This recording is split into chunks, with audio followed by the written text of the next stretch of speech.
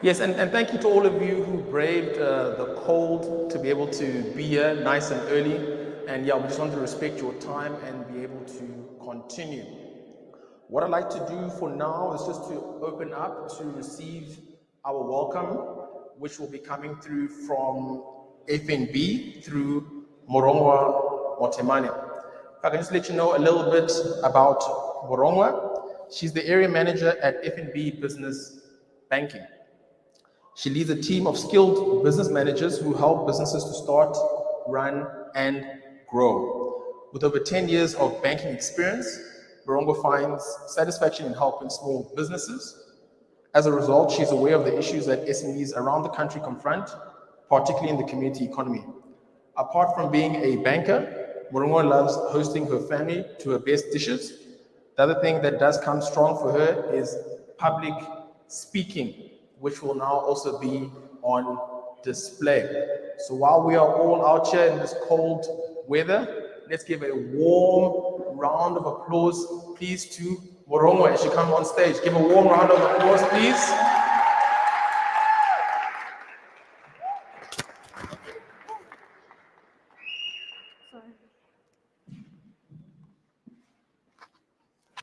Very good. Let's do that again. Nice one. Warm round of applause. Thank you. Thanks so much. Ooh. Sure. Ashe. Ligai. Thank you. Good morning, unstoppable entrepreneurs. Thank you so much for gracing us with your presence in this cold weather. We really appreciate it. I think you're asking yourself, why are we here? We are here to give you a help that would take your business from being great to being the best. As Papa already alluded, we are on a journey to monetize your business. And we encourage you to sit down, relax, take some notes, and when you leave this hall, you should be able to go back and be able to implement what you have learned from here.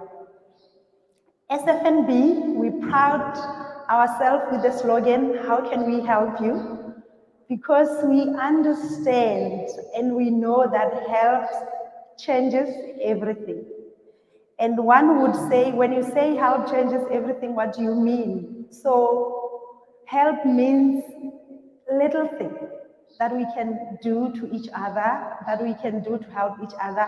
And we as the bank, being the cheerleader behind you, cheering you to be the unstoppable entrepreneurs.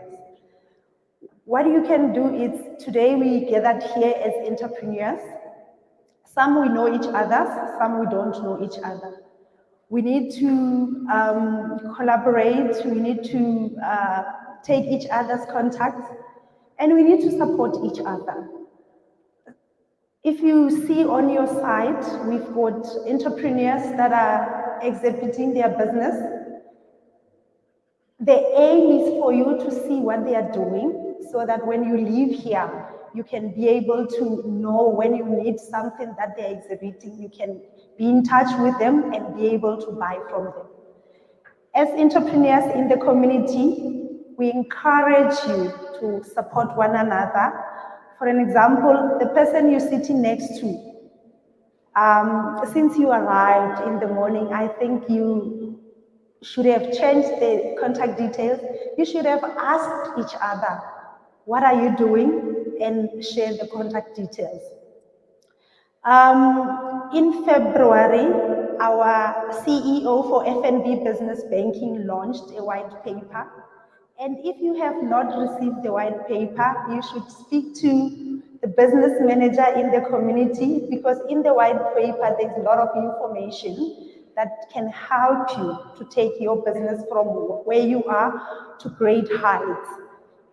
It helps you to be funding ready. It helps you to have knowledgeable, because we believe that when you've got knowledge, you are unstoppable. So the business manager is here. Her name is Olina Nkosi.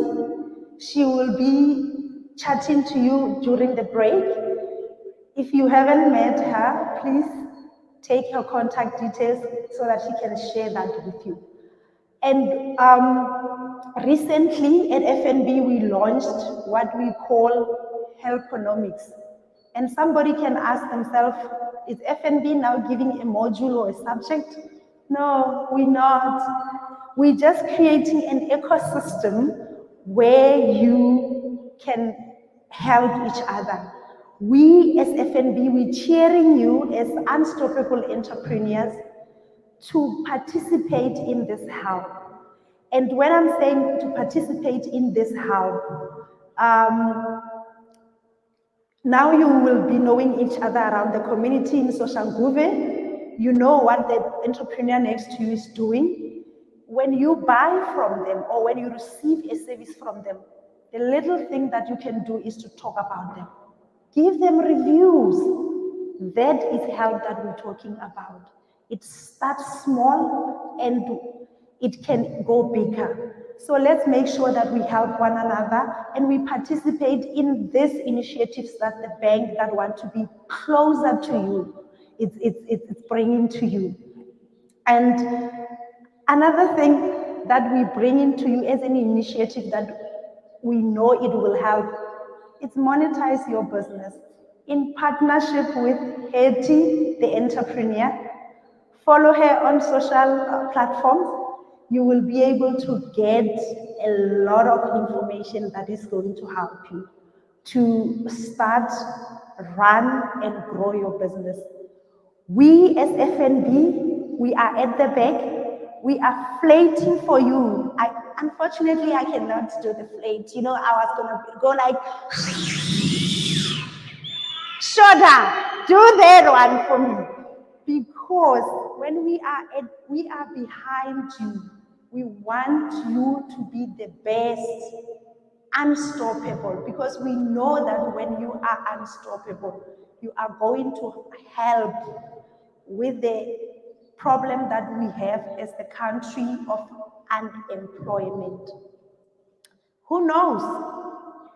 You might be hiring my daughter one day or my son, and you would be saying to me, I saw you in Soshanguve and you brought me the help. Today I am this business that I am because you brought that help. And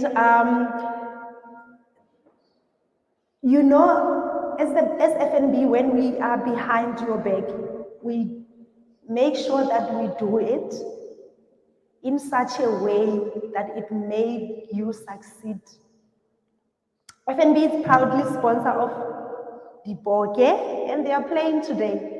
I encourage you guys to spare some time, go and watch them, right? And we behind them, and we show that by putting the logo at the back to show that we are behind them every step of the way. And we want to take that concept and bring it to the entrepreneurs. We're currently behind over 1 million entrepreneurs that are very unstoppable. And we believe that you can be one of them. With that being said, I encourage you to participate as the speaker that is going to share some insights with you in terms of how you're going to build your brand without breaking the bank. Participate, ask questions so that when you leave here, you are equipped with some knowledge that you are going to take to your business, and it takes your business from where you are to greatness. And with that being said, I would like to say to you, as we are going to celebrate Heritage next week on Tuesday, I wish you a happy Heritage, and please enjoy as we value our cultures, and we enjoy celebrating the Heritage Day. And this evening, I encourage you to be ready and celebrate the Boke as they are playing. So enjoy, take as much information as possible. I am not alone. I'm here with my colleagues. They are wearing a very nice t-shirt that branded FNB. You can see them. Should you need any banking related assistance or you want to ask questions about that, please come chat to us during break so that we can help you with questions that you have, or even if you've got ideas that you want to give us, you're more than welcome to share those ideas, because we will take them, go back and see what we can do best, and come back to you. Thank you so much. Enjoy the session.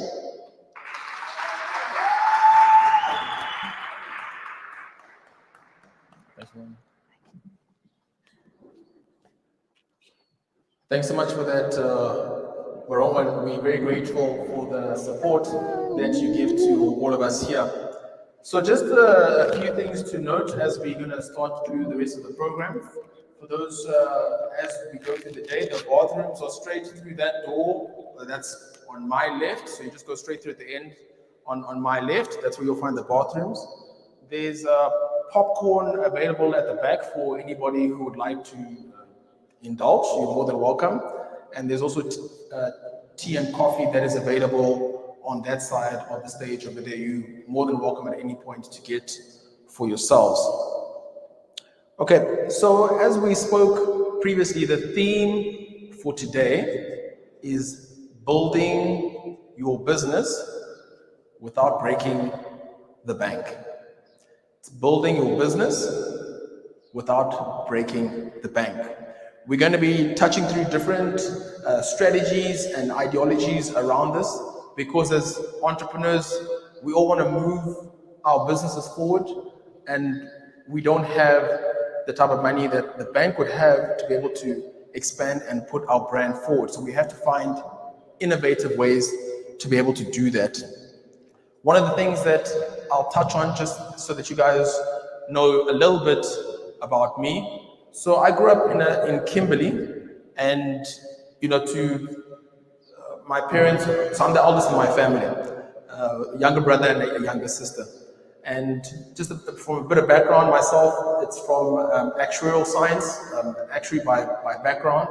And Hetty is my wife, and as we got married, we started looking at different types of businesses that we could go into, because we had a dream to go into business. And through that, we had retail businesses, we had a property business, educational, so different types of businesses, and that has led us to be able to be here at least. I was chatting with some gentlemen earlier where we had managed to coin at a point in time that we were the fastest growing retail chain in South Africa, focused on African clothing. And as you guys all experience, we all evolve in our businesses, we all change, and there's a point we have to identify what is fact and what is truth. It's something that Hetty and I were talking about earlier, and let me give you a quick example. So growing up, I was actually thinking about this. Growing up, I had a speech impediment. I was not able to speak correctly. I had a lisp. And my mother was able to get a doctor to be able to help with that. And it was actually in standard 2 where she was trying to encourage me to be able to speak in public. And I really was not that good at it. But somehow I'd been able to represent the school in poetry by reading out and reciting a poem. And I was the best in the class in standard 2 somehow. And so we went to represent the school, and this was some other school in Kimberley. And all the kids were there in the hall at some other school with parents that I didn't recognize, that I didn't know. And this girl went before me. If I remember her name, it was Mahriki or something like that. Yeah, the trauma still sits very deep. And this girl got on the stage and she recited her poem. It was flawless. the energy, she killed it. And I was next. And I got onto the stage and I completely froze. I stood there. Eventually, I was able to mumble out something and I was just crying on the stage. This is my real life. And I remember getting off the stage because I was just so frightened and I was looking for my father. He came much later, he was a teacher. And when he came, I was crying the whole period for about an hour and a half. And he came and the teachers went to him to explain what had happened. And I remember this portion where my father came to me and he came and he asked, so they say you were crying. You were afraid of the people. What did you think they were going to do? And I just started laughing. It just took so much out of the whole situation because what really were they going to do?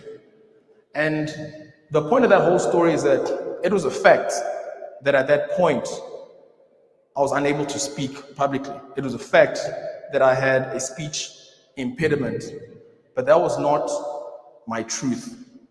Does that make sense? We are all running our businesses here, and there are points in as we are running our business as entrepreneurs, there can be challenges that we are going through. Sometimes it's actually not going exactly how we want it to go. That is a fact. I have been there, but that is not our truth. Just by all of you being here, you are seeking to participate in your truth, to be able to grow and become better entrepreneurs, because that is who we are, and that is our mandate to be able to go and build better and better businesses. Is that correct? Can I get a round of applause for that, please? Thank you. Okay, cool. So then I just want to get into the agenda for today. How we're going to run today is we're going to have a two-part masterclass session that will be happening. First part will run shortly, and thereafter we will have a break for networking, which I'll explain. After that, we'll have the second part of the masterclass. Then we will have the pitching session. Now, it's a very exciting portion of the pitching session because the winner of that pitching session will be winning 15,000 Rand. 15,000 Rand, round of applause, please. Now, I know there's still a lot of you who are coming to ask, why wasn't I chosen? I really wanted to do this. Look, guys, you'll be able to see afterwards. We go through quite a meticulous process. We receive 56 applications, and we had to review, and unfortunately only 6 could be selected. So there, after today, you'll be able to see from the 6 who were selected, and just take notes. Take notes from those who were selected, so you can also understand how you can be that person on the stage, and also take notes of the winning pitch, because that's something that we can all utilize in our own business so that we can also be pitch ready for future. Okay, then where's the roaming mic? Okay, cool. I just want to quickly ask, I spoke earlier to Khomotso. Where are you? Khomotso over there?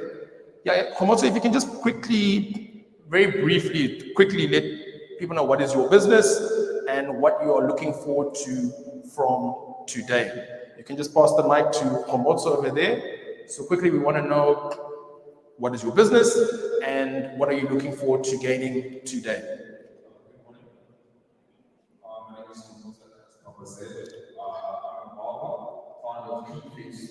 We basically focus on the building industry, designed to focus on giving people that convenience of having a top tier operating in Soshanguve as opposed to towns and children, etc. Also, we're here to learn how to push my business being at the top tier standard. And what are you looking forward to from today? Basically, learn how to get funding, push my business, expand it, learn how to monetize my business. Cool, thank you. Then earlier I also spoke to Busisiwe. Yes, I spoke to Busisiwe. If you can let everybody know what is your business and what are you looking forward to gaining today. Good morning, everyone. Somebody, how are you? My name is Mrs. Wendukele from Interstate 6. My business is a ECD center. I'm the founder of an ECD center. You can ask me why I say it's a business. It is a business because you pay for your kids, and I'm taking that money to provide your kids, also pay someone to save the family. So today I'm here to take some notes and learn how to monetize my business and grow from now. Thank you so much. Thank you. Cool, then just last for this segment, I spoke earlier with Teboho. Yes, if you can pass the mic through to Teboho, then you can let us know what is your business and what are you hoping to learn today. Hi, everyone. My name is Teboho Martin from the Eggman. The Eggman is basically a brand and a company through which we produce, process, and deliver the freshest quantities. What I'm here to learn today, I want to learn how to improve on the monetization of my business plan and also how to have to improve on my services, and I'm hoping to learn a lot today. Thank you so much. Thank you. Cool, and thanks so much for that, guys, and thanks for participating today. It's interactive. There'll be opportunities to ask questions. Please do so. This is not just a soapbox where we just talk. Okay. Now I'd like to get into the part one of our masterclass, which will be performed by my beautiful wife, Hetty, the entrepreneur. If I can let you know a little bit about Hetty. Hetty is a TEDx speaker. She has a business which came number one in Busi Tembakwayo's My Growth Fund. Also a Mail and Guardian top 200 young South African, and South Africa's number one monetization expert. Guys, please give a warm round of applause, please, to Hetty as she makes her way to the stage. Thank you. Louder than that, let's go, guys. Give some encouragement. That's a nice one. Hetty, the entrepreneur, here we go. Good morning, Monetizers. How are you this morning? Are you feeling good? I know it's cold. I'm sorry. It's okay. We're going to warm ourselves up with the knowledge and information that we're going to learn today. Are we in agreement? Who's ready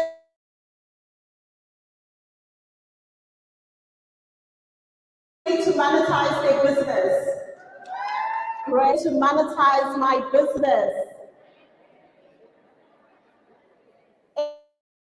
Excellent masterclass. That means we are having a conversation among entrepreneurs. Way Street, okay? So there is a roaming mic available. As I go through some of the points today,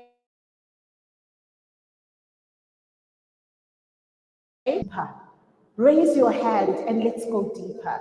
This is our time together. It's a two-part masterclass. Ask any question, add any comments, add your own suggestions. This is our time together. The fact that you have made it here this morning means that you are in the top 1% of entrepreneurs. The top 1% of entrepreneurs are those who wake up when it's cold and say, I am coming, I'm going to show up, I'm going to do what it takes. So give yourselves a round of applause. I'm honestly so proud of you for being here today. Now, this is a work session. You want to take out your notebooks, you want to take out your pen, you want to take out your notes app, take out your phones because it is going to be practical. I'm going to want you to go online, the various things that we're going to do. We are talking today about building your brand without breaking the bank. Remember, as small businesses and entrepreneurs, we don't have the world's biggest budget. We've got a vision, we've got an idea, we've got a product, we've got a service, and we've got our passion. And that needs to be enough for us to get started. So first and foremost, let's talk about what is a brand. Because this word is used all over. Hey, I've got a brand. Have you seen my brand? Please promote my brand. What is a brand? So let's talk about that first and foremost. Let me start by telling you what a brand is not. A brand is not a logo. A brand is not colors. All right? A brand is something that is actually more than that. It's deeper than that. It is the perception that people have about you and your business as a result of their experience and interaction with you. So a brand can have both a good reputation and a bad reputation, right? And let's look at some examples of that. I was saying to someone, I think it was just last week, you know, if I'm going, for example, to Home Affairs to go and get my ID, I need to prepare myself psychologically. Ne? Who can relate? Right? I'm like, okay, fine. Let me wake up early. Let me get there early. Let me be the first in line so that when they open the door, at least I'm close by. Let me wear comfortable shoes in case I need to run to a line when the doors open. I prepared myself psychologically because that is the brand that they have consistently built over time. I did not develop that perception on my own. It has come over time because of years and years of experience. So the things that impact our brand are things like our customer service. If you are consistently good, that forms part of your brand. If you are consistently bad, that also forms part of your brand. And how you will know how people perceive your brand is what they say about you and your business when you are not in the room. They're like, you know what, he's a really good photographer. Hey, Mara, it will take long to get your pictures. That's your brand. Or they'll be like, oh no, you can definitely use her services. She's always on time, she communicates well. I've been using her for years, I trust her.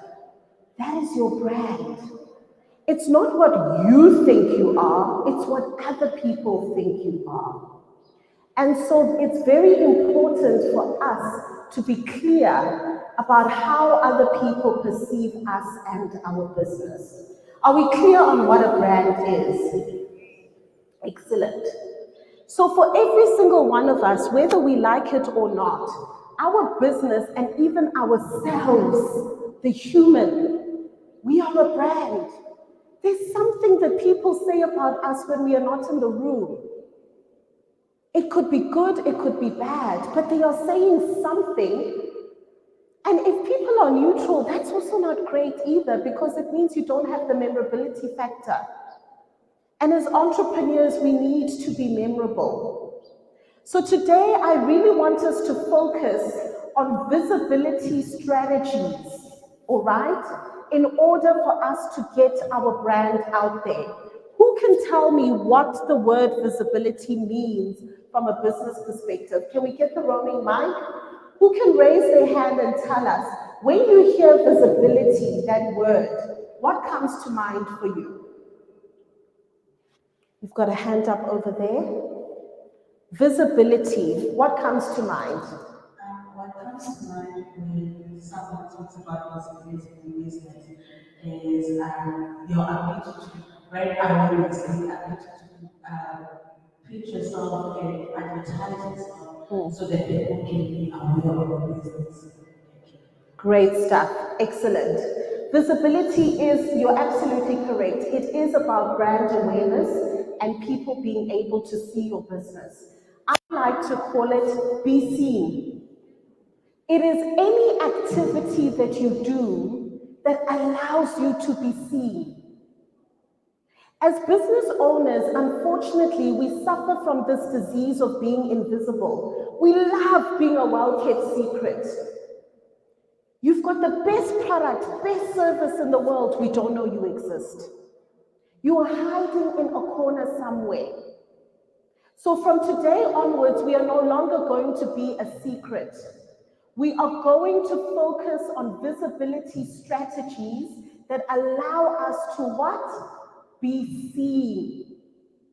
Because when we are seen, people can talk about us, people can experience us, and that converts to people buying from us. Let me tell you one of the biggest secrets about monetization. Monetization is the result of taking intentional action in your business. Monetization is the result of taking intentional action in your business. That means that the ability for our businesses to make money is our responsibility, number one.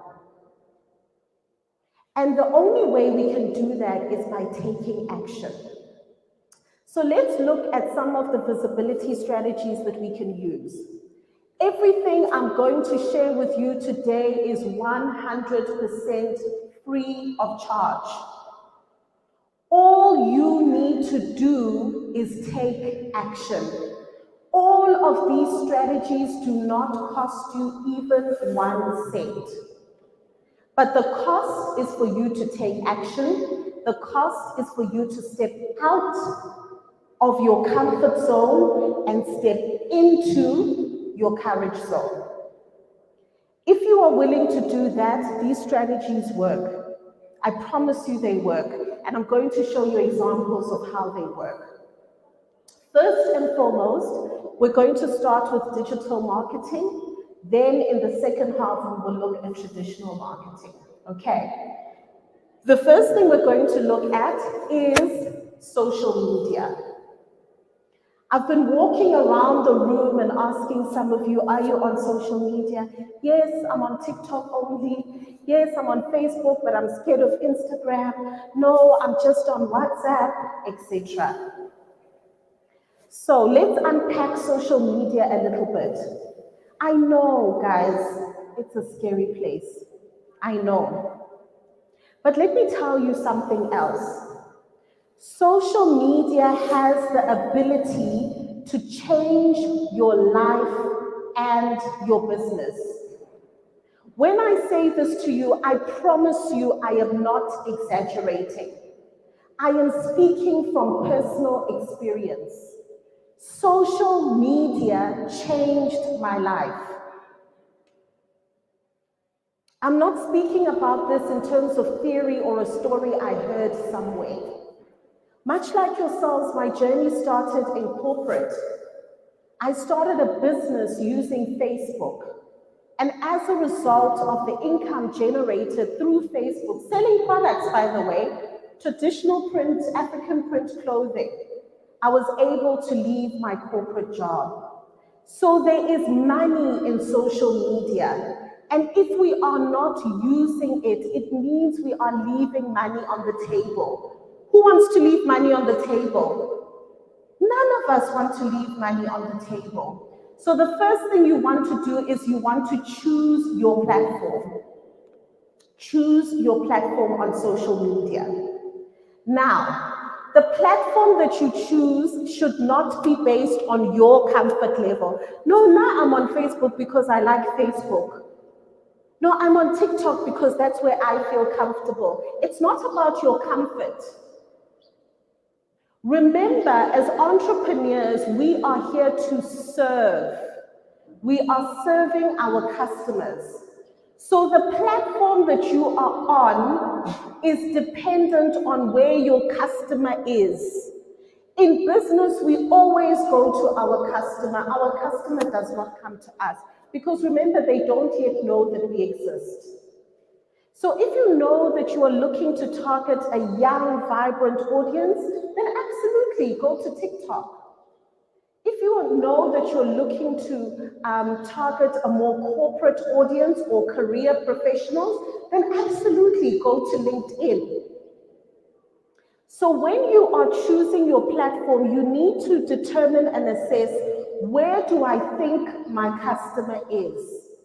And then I adapt myself and my business to suit where my customer is. Am I making sense? Great, we've already got a hand up. Go for it. Good morning. My name is Back founder of Windows Student Relations Soshanguve. I have a question regarding choosing the platform. Yeah. So on LinkedIn, I'm currently pushing visibility on my career and so forth. So my struggle is, I'm afraid to advertise student accommodation there because I'm afraid that the employer will see that this one is too easy.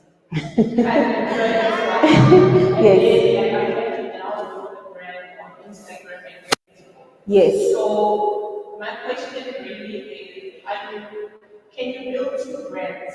Because now like career is a separate thing from Yes. that I'm doing. So how do you navigate that? Yeah. Or just advertise it away? That's a very good question. So what I would recommend in a situation like yours is I would actually separate my career, my personal brand within my career, and my business brand. Especially if the two things, you are doing two different things. There isn't an overlap, they are not coinciding, right? So currently you've got your profile already for your career. Share your career related things, whether it's articles, whether it's information of interest, etc. Nothing wrong with that. Now, on a business side, what I would recommend is that you open a separate business page.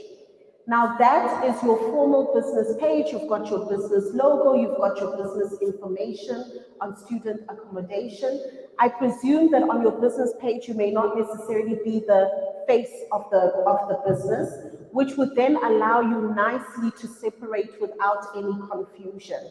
On your business page, you can now post about whatever student accommodation is available, etc. So I would definitely separate the two. Separating the two helps a lot because we also want to build legacy businesses that are able to survive and outgrow us. And by so doing, having it stand alone and building it on its own becomes important. Does that help you?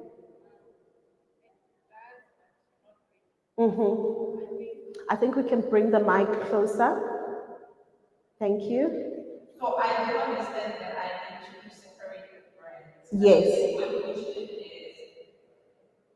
with the business page, Yes. would I now create it also on LinkedIn? You can. Business, or maybe I can only like say I'll open up my business only on Instagram and only on Facebook and career only on LinkedIn. You can have a business page on LinkedIn as well.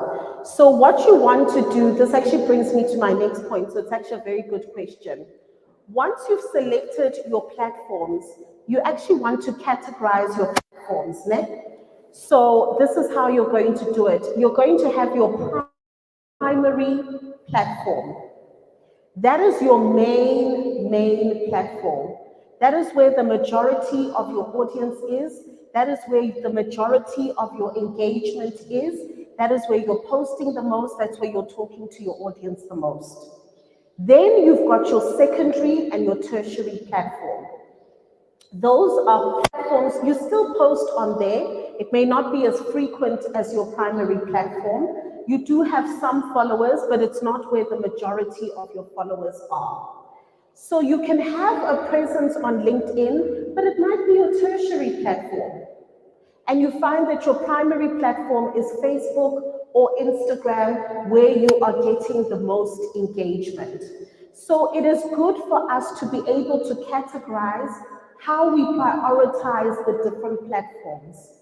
The reason also for this is because remember, a lot of us are solopreneurs, né? That means we are doing everything in our business. we are doing the packaging, we're doing the deliveries, we're doing the marketing, we're doing the posting. It's a lot. And sometimes we get overwhelmed by needing to post on all the platforms, and we're so overwhelmed we end up posting on none of the platforms. So identifying your primary platform helps you to nurture that platform. So you can have a presence on LinkedIn so that if people are searching for those services, they can find your business, but it doesn't have to be your primary platform. Does that help? Okay, fantastic. So finding your platform then becomes very, very important. Now, once you are on social media, it does not help to just open an account. That is not enough. You need to use visibility strategies that are going to help your account to be seen. And if you don't use these visibility strategies, it becomes difficult for your account to be seen. And this is usually the very first place that we start off with anybody that we're working with on social media. All right. So those of you who've got your phones here, we can use any platform. Let's say, for example, Instagram. Let's use Instagram as an example. If you take your phone out right now and you go onto Instagram, go onto any page on Instagram. It can be your own page, it can be somebody else's page. All right. So one of the first things you want to do when you open a page is you want to make sure that it's a business account. A lot of us start off by using our personal account because that's where our friends, our family is, and that's where most of our following is. But you want to start off by opening a business account. Don't be intimidated by the fact that when you open it, it's 0 followers. We all start with 0 followers, all right? So you're going to open your business account. This is also important because there's information that you are going to get in your business account that you are not going to get on a personal account. And this is information you're going to use in your marketing, okay? So now we've opened up on Instagram. Do we all have our phones out, or even your neighbor, you can share a phone and look together, all right? So you're going to open up on any business page. First and foremost, the first thing you need to do when you open your account is you need to know your naming convention. Your naming convention. Your naming convention is what we use when we're looking for you. So it will say at Monetise Your Business, for example, right? At Beauty XYZ Trading, all right? So if you look on Instagram, let's start at the very, very top. At the very, very top, you will see that you have got the name of the business, and directly under the profile picture, you've got the secondary naming convention. Are we together? Okay, excellent. Now, the mistake that a lot of people do is that they make their primary naming convention and their secondary naming convention the same. So it's going to say at Betty's Beauty Salon. Then under the profile picture, the secondary naming convention is also Betty's Beauty Salon. We have missed out when we repeat the name on a visibility strategy. All right. So the first naming convention, at, you can keep it to the business name, at Betty's Beauty Salon. Nothing wrong with that. The secondary naming convention is an opportunity for you to use to be found. Why do you want to use it to be found? Social media is the second largest search engine in the world after Google. People are now looking for products and services on social media. They are looking for you. So if they cannot find you, they will use your competitor. So when you go to the search bar in any social media platform and you search for something, right? So let's say we are in Instagram now and you search for curtains. If you type in curtains, it is going to show you a list of all the accounts that have got the word curtains in their primary or secondary naming convention and in their bio. So when you use both naming conventions for Betty's Beauty Salon, it doesn't tell us what you do. It doesn't tell us that you do hair or makeup, or you are a barber, or you do fashion styling. So when we search for a product or service, we're not looking for Betty's Beauty Salon, and we don't know that you exist. We are looking for the service that we are searching for. So your secondary naming convention is an opportunity for you to tell us what you do. So your primary will be Betty's Beauty Salon. The secondary will be hair, makeup, and styling in Soshanguve. What does that do? The minute somebody is looking for a hairstylist in Soshanguve, a makeup artist in Soshanguve, they are going to find you when they are searching.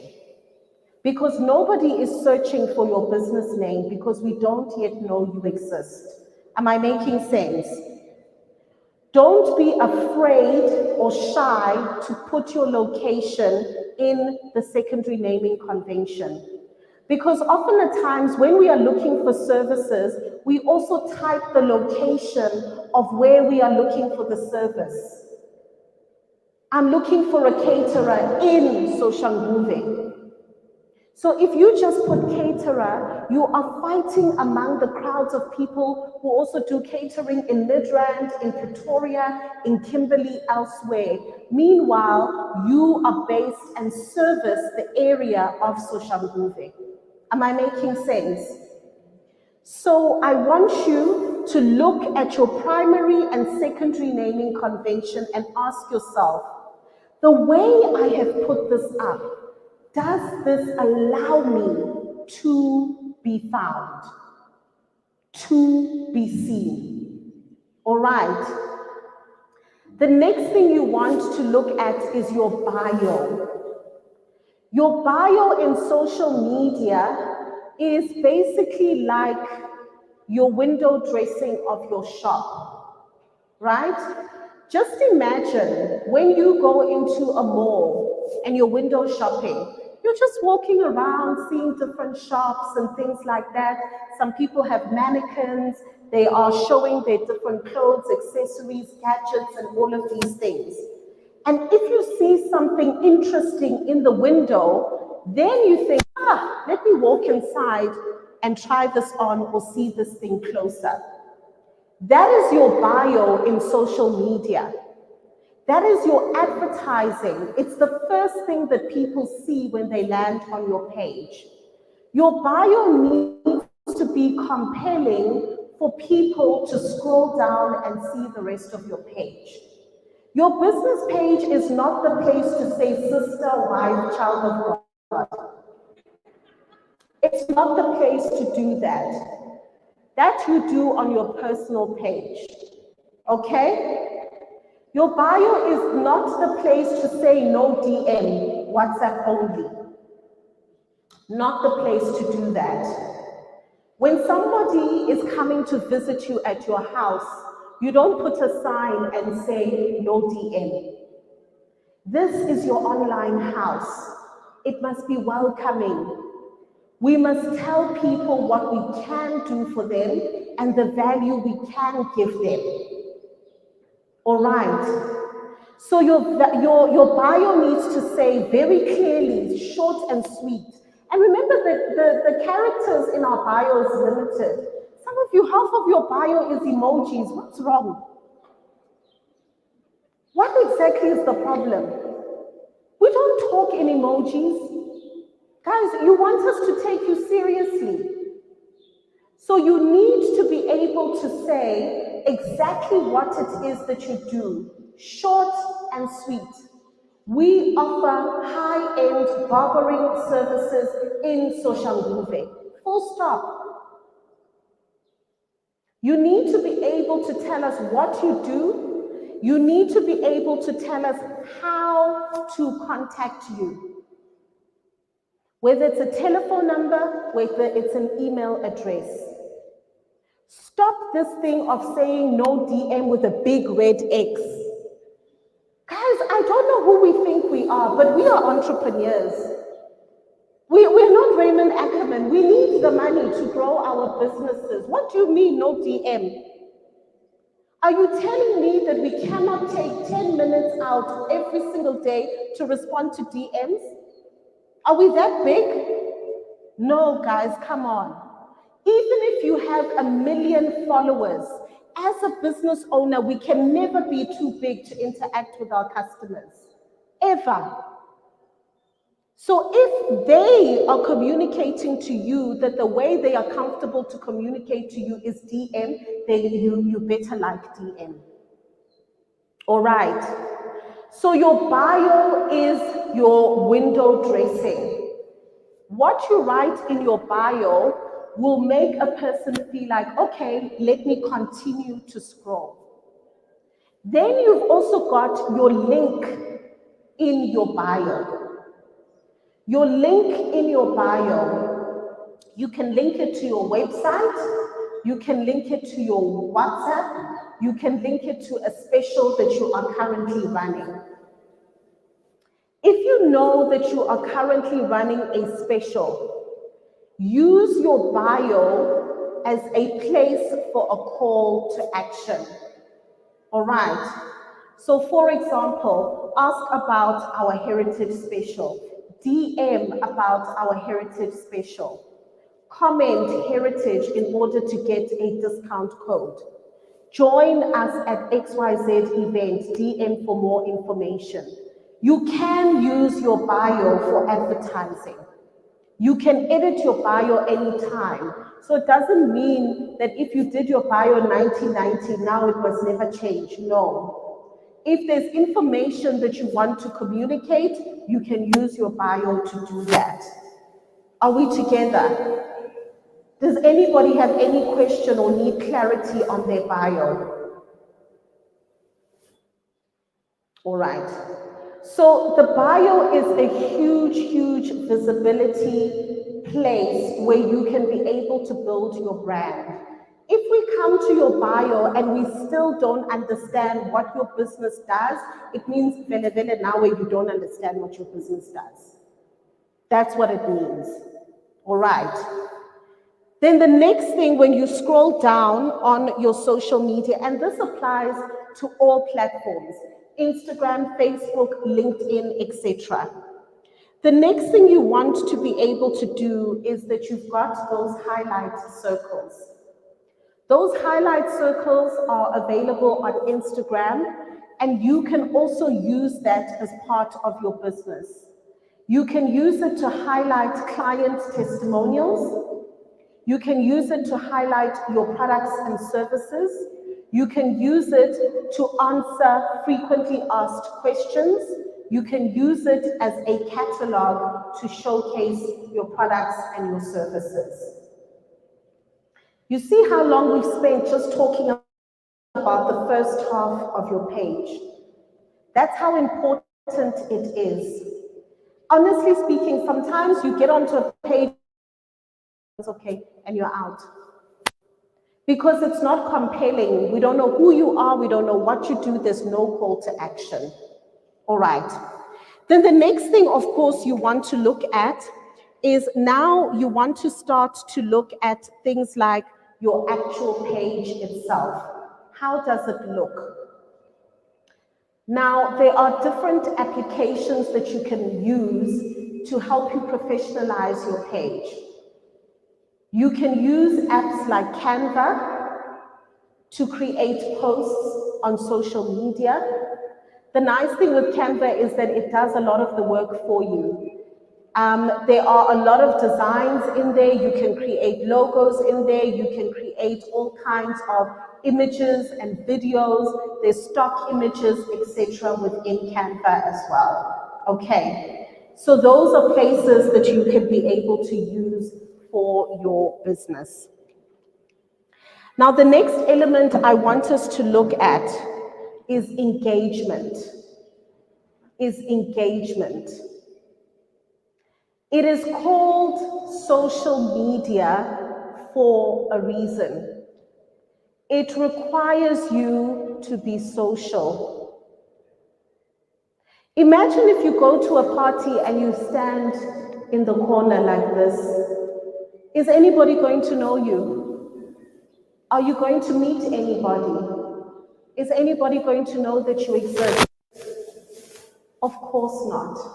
So when you are on social media, you have to prioritize engagement.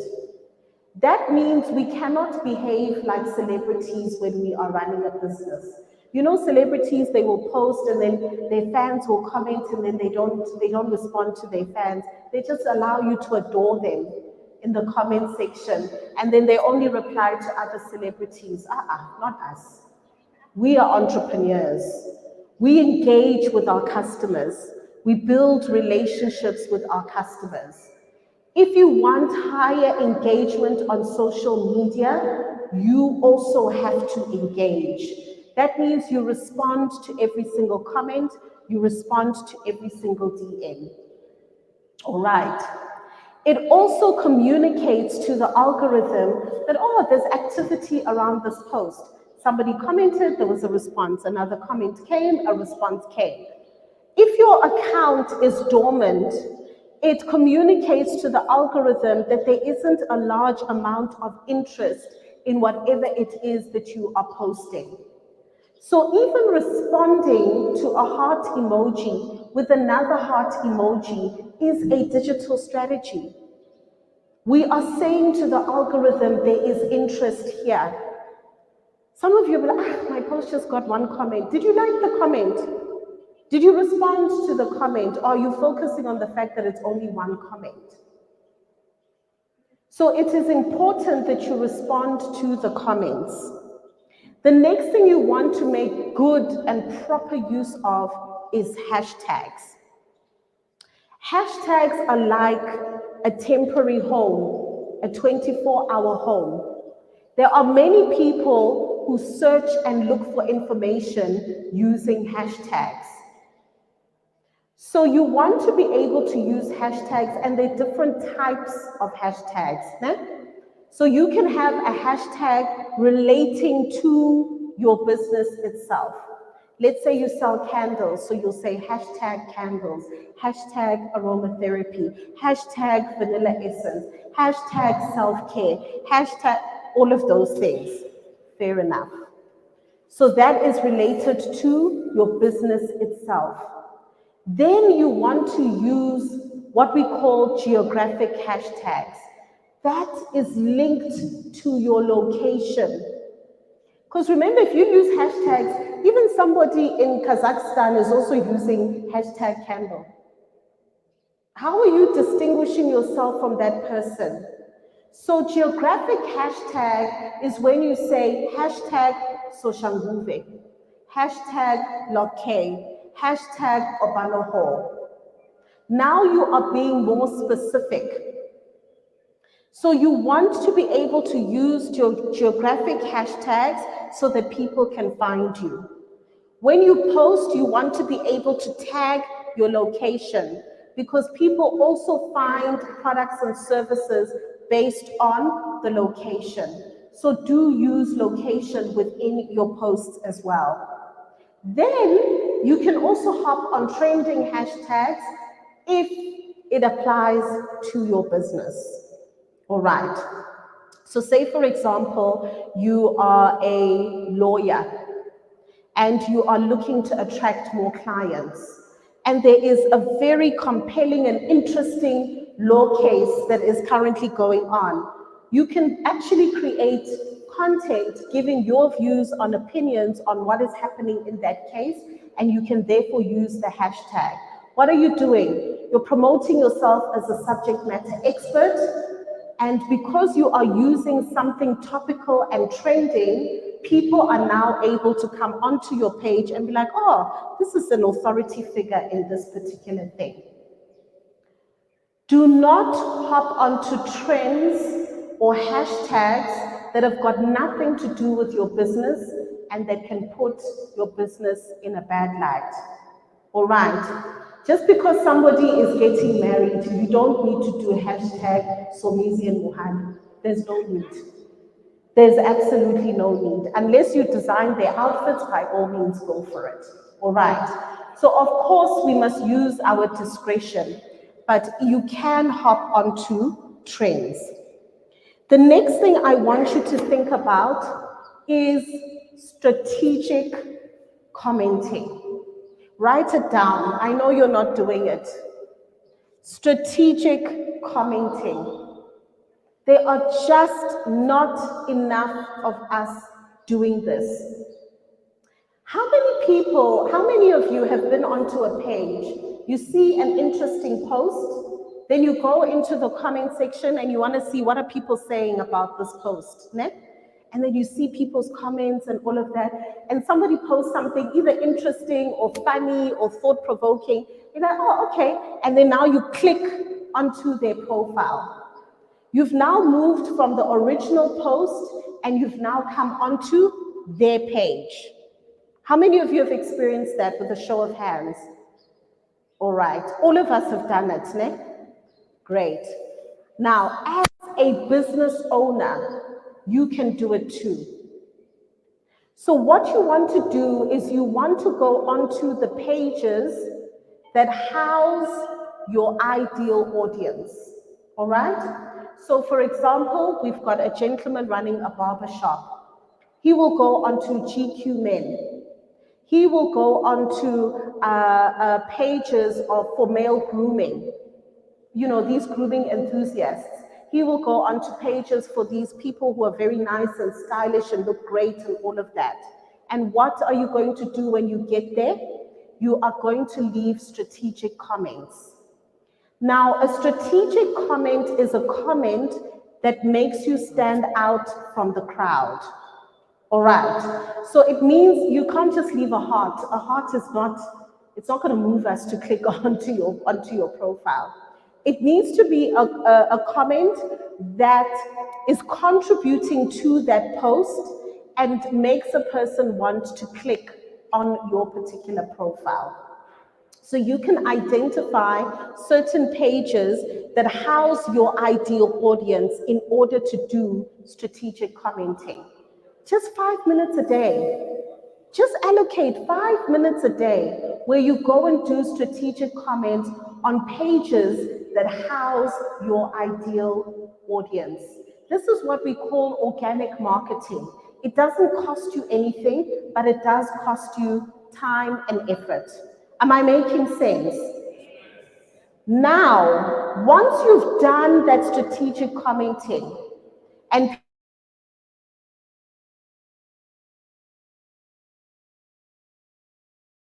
people profile, your primary and secondary naming convention must be intact. Your bio must be intact. Your link in bio must be intact.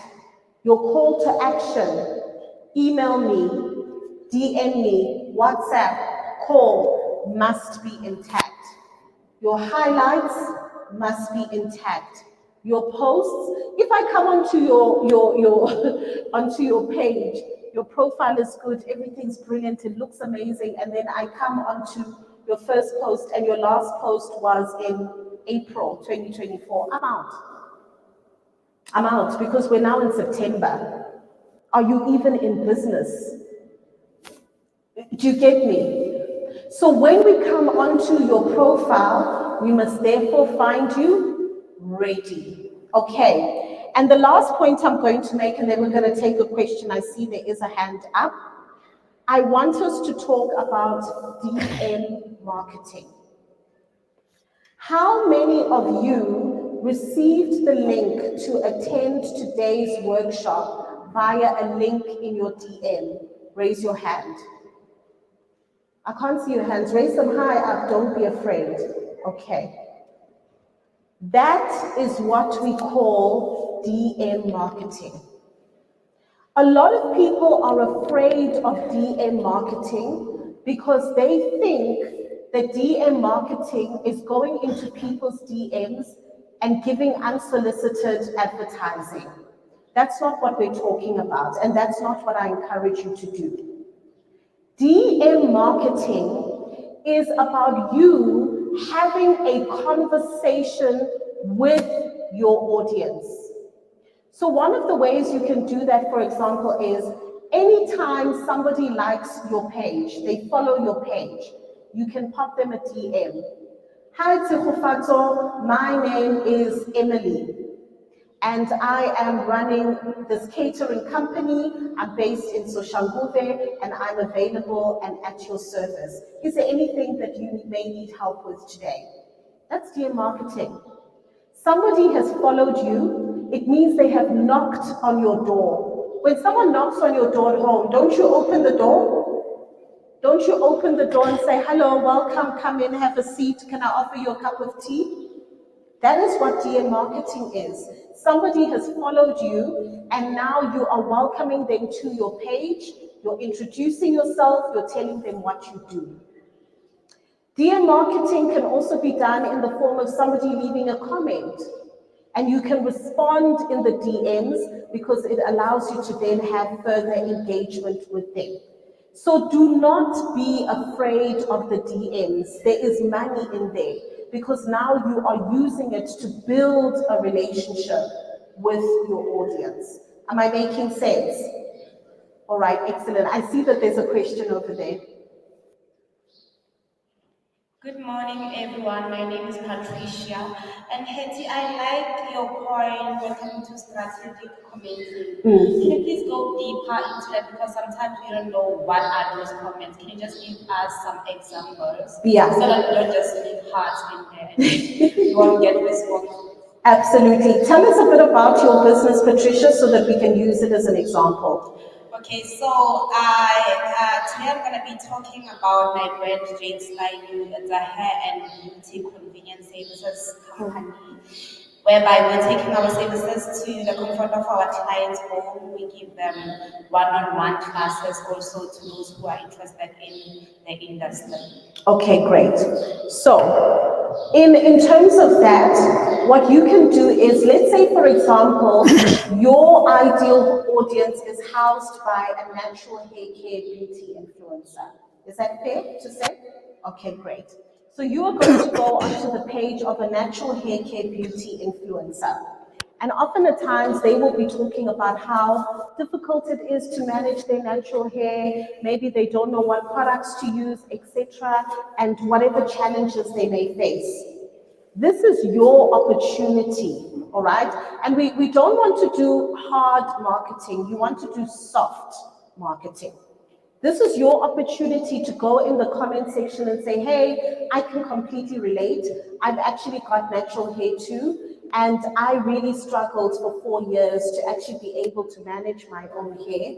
And that's actually what inspired me to teach classes to people on how to manage their own hair. It is a journey, it's not easy at all, but I'm so glad that I now have the ability to help others. Full stop. You don't say, call me now, WhatsApp, hey, send me adverts, man.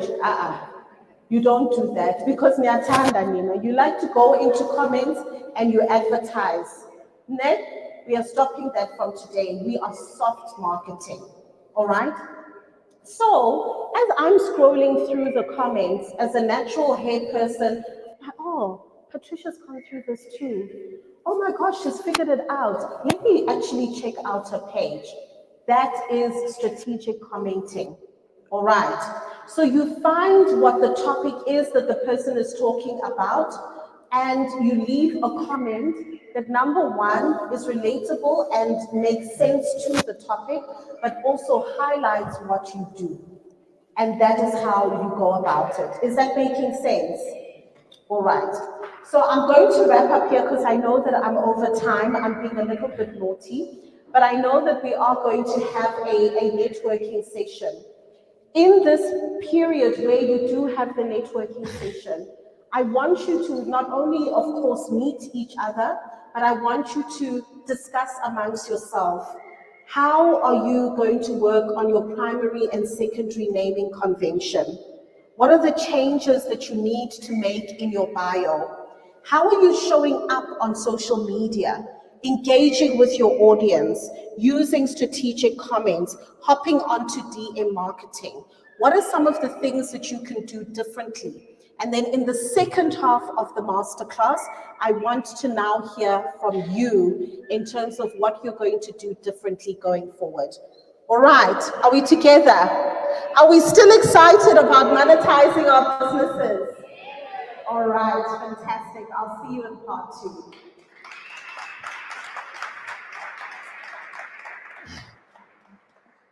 Thank you for that, Hetty, and for giving us that wealth of knowledge for part 1. And we'll look forward to the second session.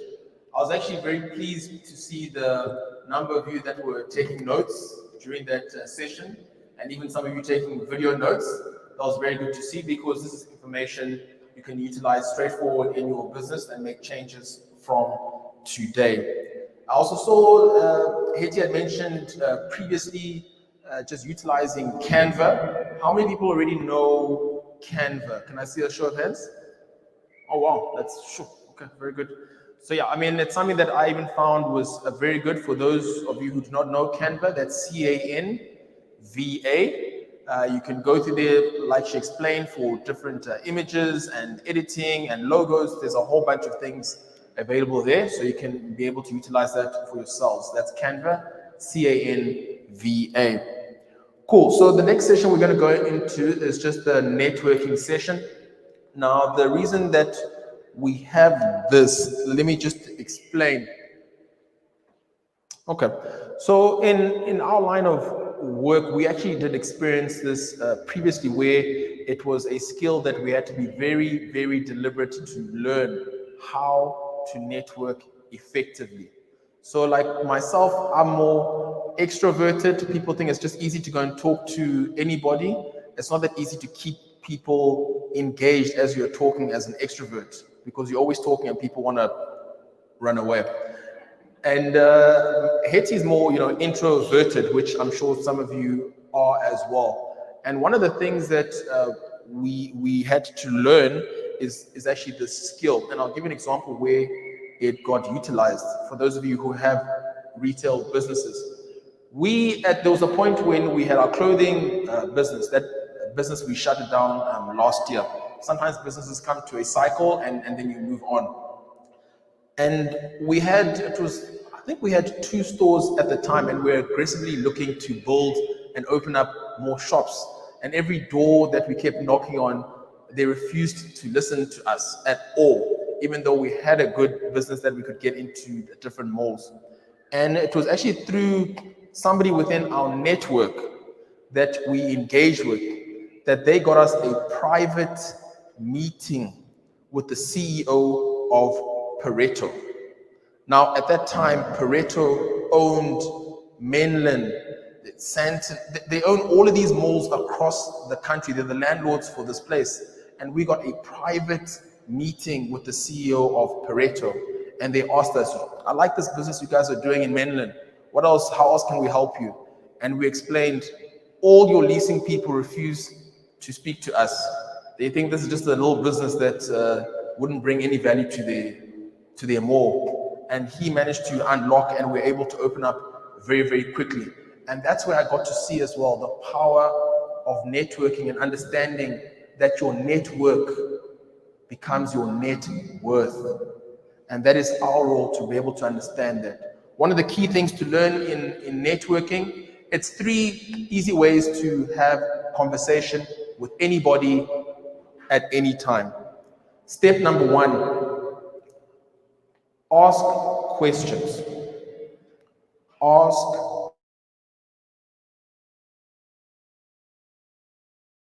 questions. Step number 2, find a connection. Find a connection. As you're talking, there'll be different things that you'll find a connection in. For some of us as guys, sometimes it's easy. You can find a connection in sport or soccer or, I'm a big Manchester United fan. Just find a connection. And step number 3, which is most important, just go in that direction. Go if you're able to and communicate with anybody at any time, and it's natural. It's now pointed to ask for something. You can't just ask something for someone who doesn't know you, doesn't know anything about you. They'll just brush you off. And so those are 3 key lessons I just wanted to leave you guys with that we've been practicing for a very, very long time. It actually comes from a book called How to Talk to Anybody Anytime. That's the name of the book, How to Talk to Anybody Anytime. It's a very, very short book, and that's all it talks about, those 3 steps. The book can be read within 20 minutes. Okay. So we're going to break into the network around the groups that you're in. Be sure to engage with those that are around you. And of course, this is also an opportunity to be able to grab tea and coffee. You can also be able to use the bathroom straight on the left. Directly in front of me as well, those are the F&B business teams. You're also able to engage with them during the session with regards to any questions that you've got that they may be able to assist with, and then you don't have to go all the way to the bank. The time is to be able to all come back at 10 past 11. So this is the networking session. We'll come back together at 10 past 11. Thank you very much.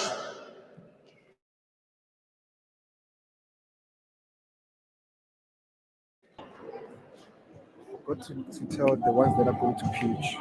Oh.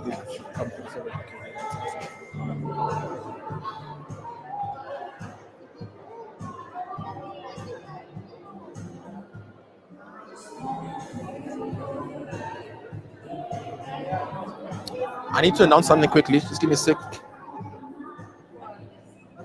On it, please. Sorry, I forgot. Those of you who will be pitching, you know who you are. That's Patricia Talani, surprise. Okay, you guys know who you are. You got the email. Please make sure to also, during the session, come and find the guy, the production team, Nigel and the team. So during the session, you please also find them as well. Thank you.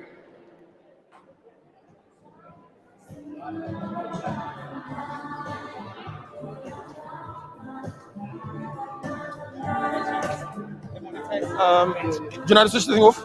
Yes. Can I preserve it also? Oh, okay.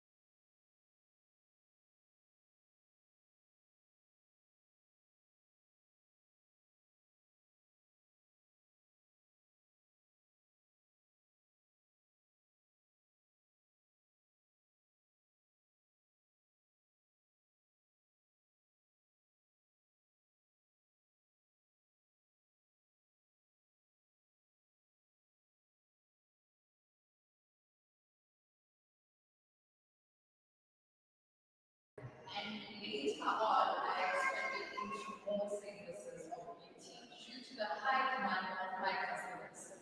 So we are located in Soshanguve, Block 3B, extension 14.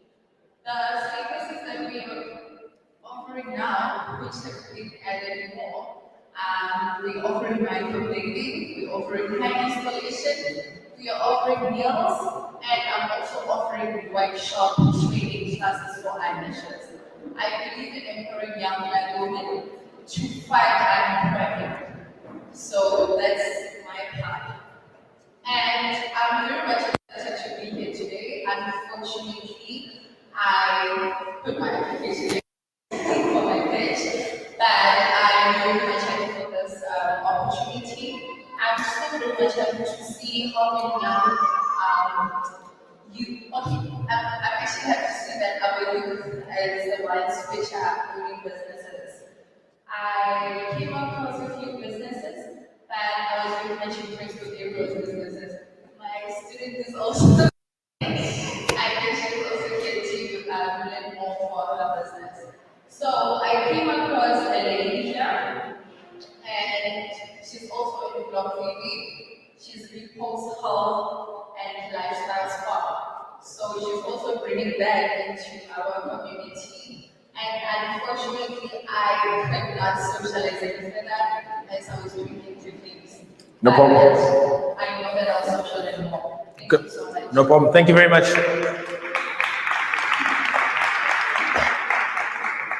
Cool. Then I was also able to meet Tebogo earlier. I just asked you for your name about 5 minutes ago. Oh, there you are. Okay, cool. If the roaming mic can go to Tebogo over there. Okay.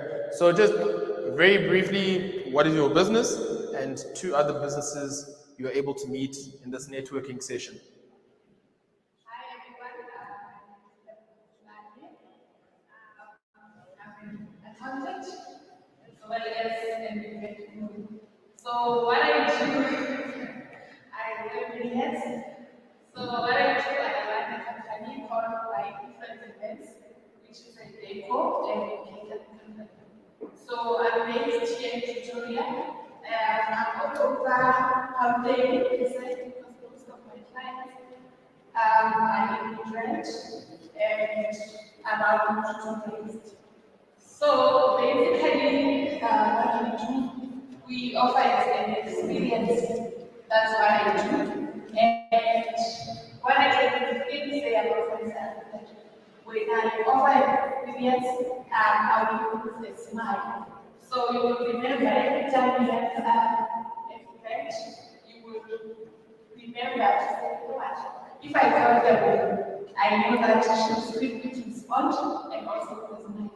And for me, coming to this event, I was like excited because I'm from so seeing a lot of entrepreneurs from Soshanguve for me, it's a win, and because we come from the township, there's a saying to say that in Soshanguve we have criminals and all of that, but what I can say is that we don't only have criminals, we have a bunch of individuals who are passionate. And actually, what we can do as we go forward, we can actually book our brothers and sisters when we come to this kind of event. And I remember with all the entrepreneurs that went to their stores, and I met Eben, the farmer, and I was quite excited because I'm a chef. So when we have a catering gig, I know where to run to. So I ran to MMA for pages. And I went to the store where they provide spices and all that. So I'm having a chat with my chef and we utilize your spices. And I went to see over there, which is very traditional items. So when we have traditional weddings, sure you use your pots for centerpieces. So thank you very much for this opportunity. Thank you. Well, I actually love to hear that because now we're able to see the power of networking and how it can actually grow all of our businesses. Lastly, I met Louis earlier. I asked for your name, or there at the back there. So if the microphone can just get to Louis, and if you can just let us know very quickly what is your business and two other businesses you met in the networking session. Thank you very much. My name is Lukola, founder of Soshanguve Business Academy, School of Entrepreneurs, based in Soshanguve. So we have been in existence since 2020, providing accredited courses of your choices, project management, business communication, HR, and then financial management. We've been working with your seniors for mentorships, internships, and skills programs. What we do, we apply what they call discussion grants so that we can assist our people in the community to come and participate in our mentorship programs. Currently, now we're running the mentorship starting from next month until next year, whereby we have appointed 150 beneficiaries from Botswana, from Winterval, Mopani, Atachwe, Temba, and Soshanguve. So for me, attending this business workshop today is to expand my entrepreneurial horizons. Thank you. Thank you. And the two businesses that you met during the networking session, Louis? Two businesses you met during the networking session? I met easy, and then I also made a post. Okay, thank you. Okay, cool, great. So thank you for that session. We'll now move on to part two that we're going to have of the masterclass. So if, Hetty, are you ready for that? Okay, cool, great. So guys, we'll move on to part two. And if we can give a warm round of applause back to Hetty to welcome her back onto the stage, please. Hetty, you're welcome to come through. Thank you.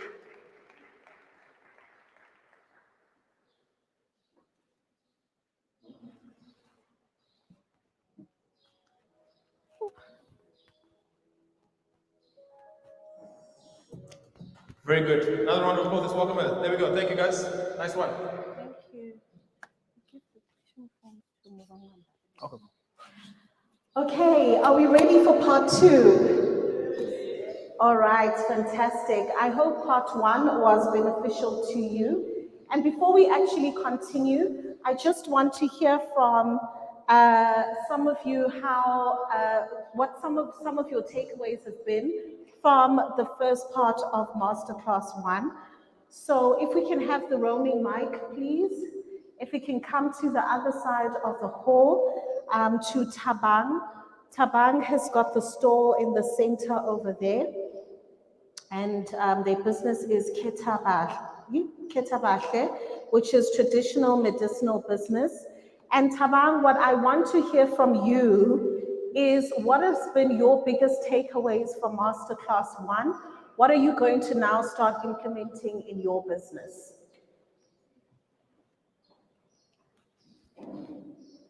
Okay, everyone.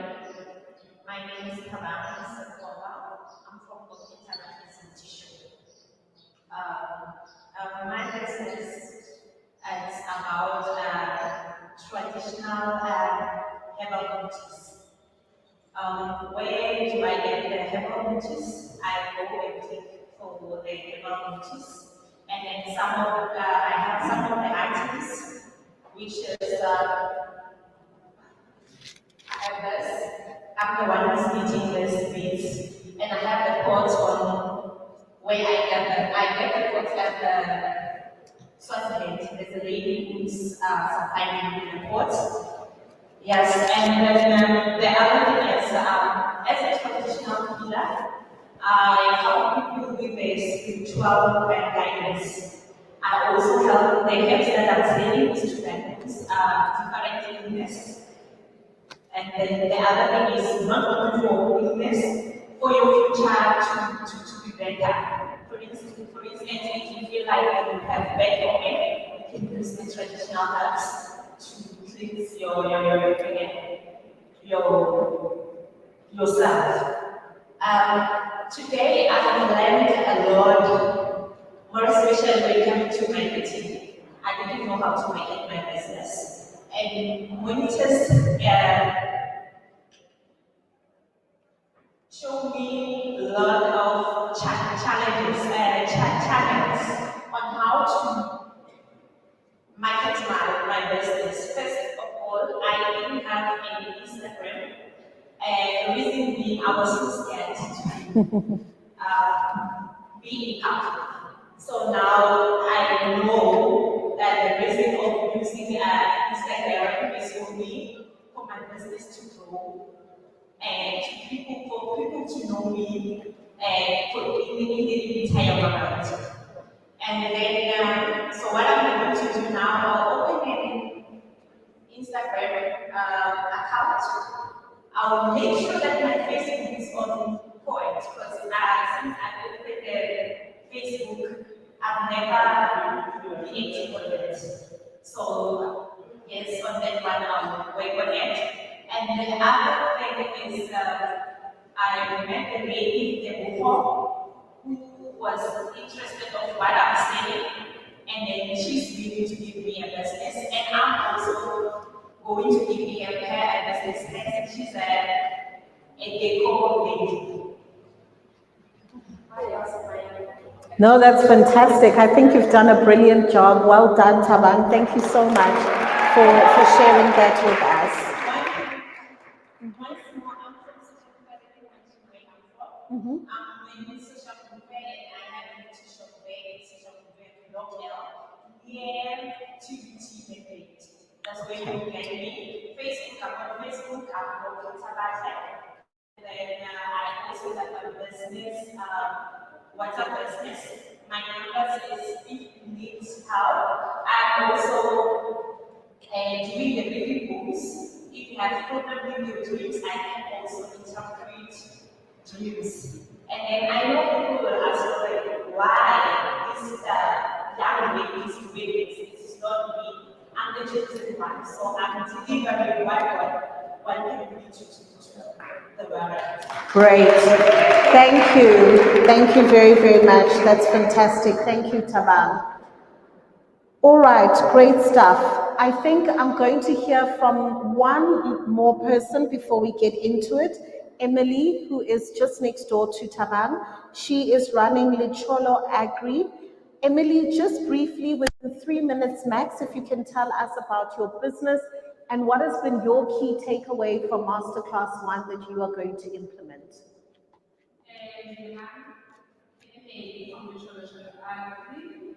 As a social act, we find ourselves as organic farmers, as sustainable farmers. Everything we do in the farm is organic. We don't use GMO seeds, we don't use artificial fertilizers, pesticides, and everything from the first day after the harvest done organically. What's my biggest takeaway from the first session was that we might have business accounts on social media or personal accounts, but then you need to step out of the comfort zone. Yeah. And I'm a farmer, so my comfort zone is making the farm, cultivating the soil, going to the farming, the engagement and community and DMs that I like to I really should change.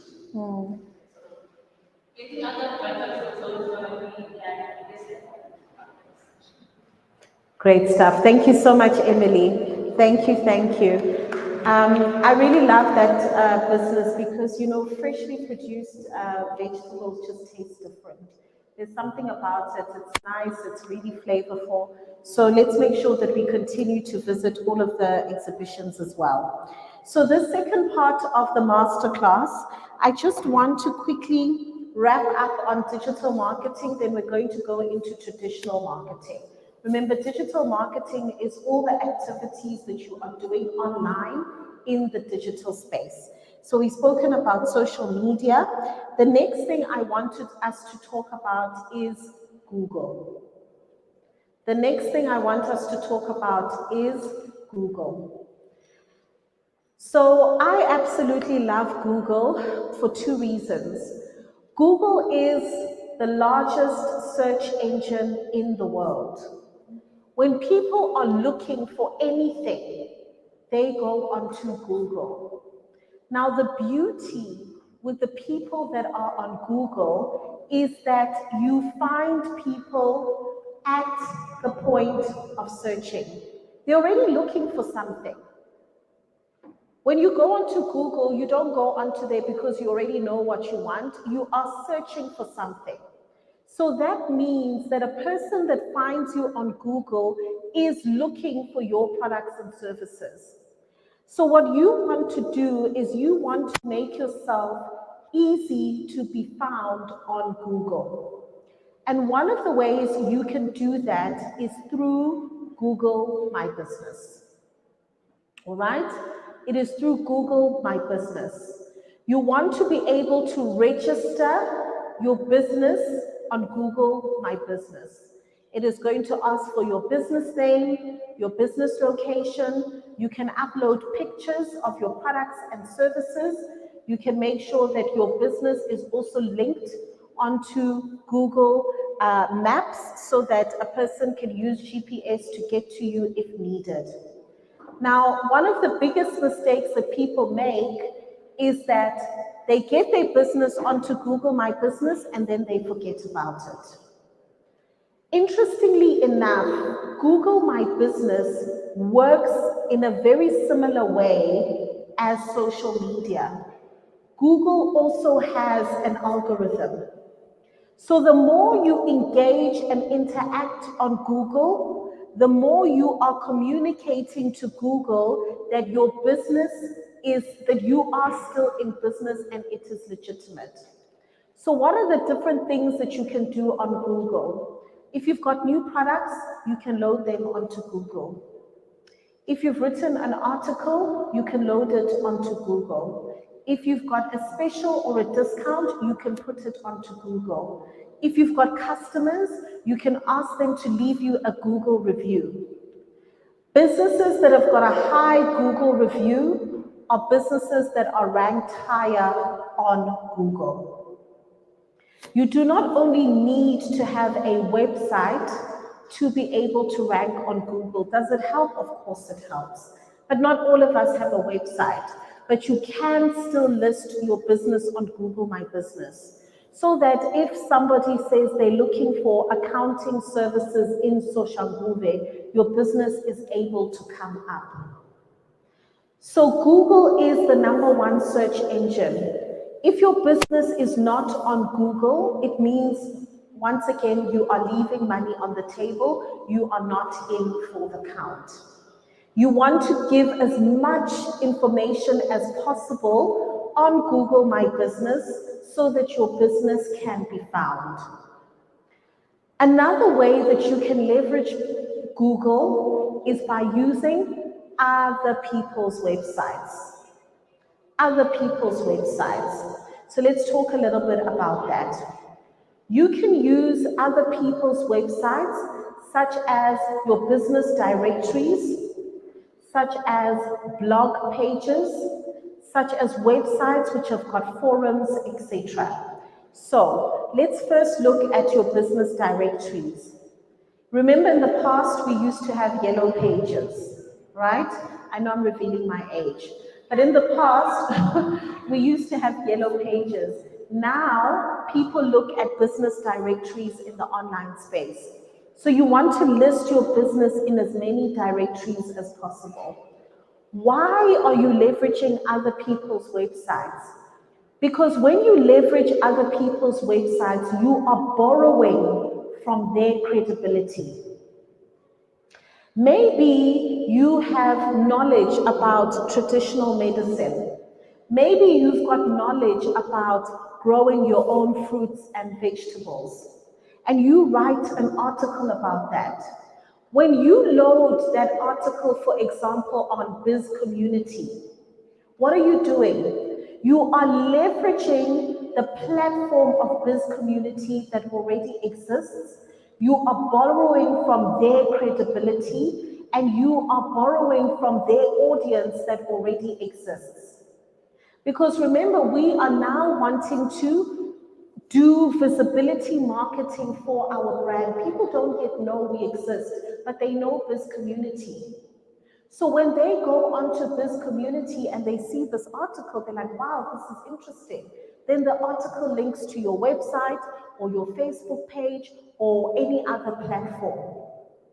So to rank on Google, yes, you can use your own website, but you can borrow from the traffic of other people's websites. You can also get into a collaboration with other people who have got blog pages and active websites. And you can enter into an exchange. Hey, I would love to offer you the following free product or service in exchange for an article on your blog post or on your blog website. So what it does is that when people begin to now start Googling for whatever product or service you offer, accounting services in Soshanguve, barber in Soshanguve, fashion designer in Soshanguve, there are now going to be a list of different websites, directories, blog pages, article websites that you do not own, but make reference to your business and therefore directs traffic back to you.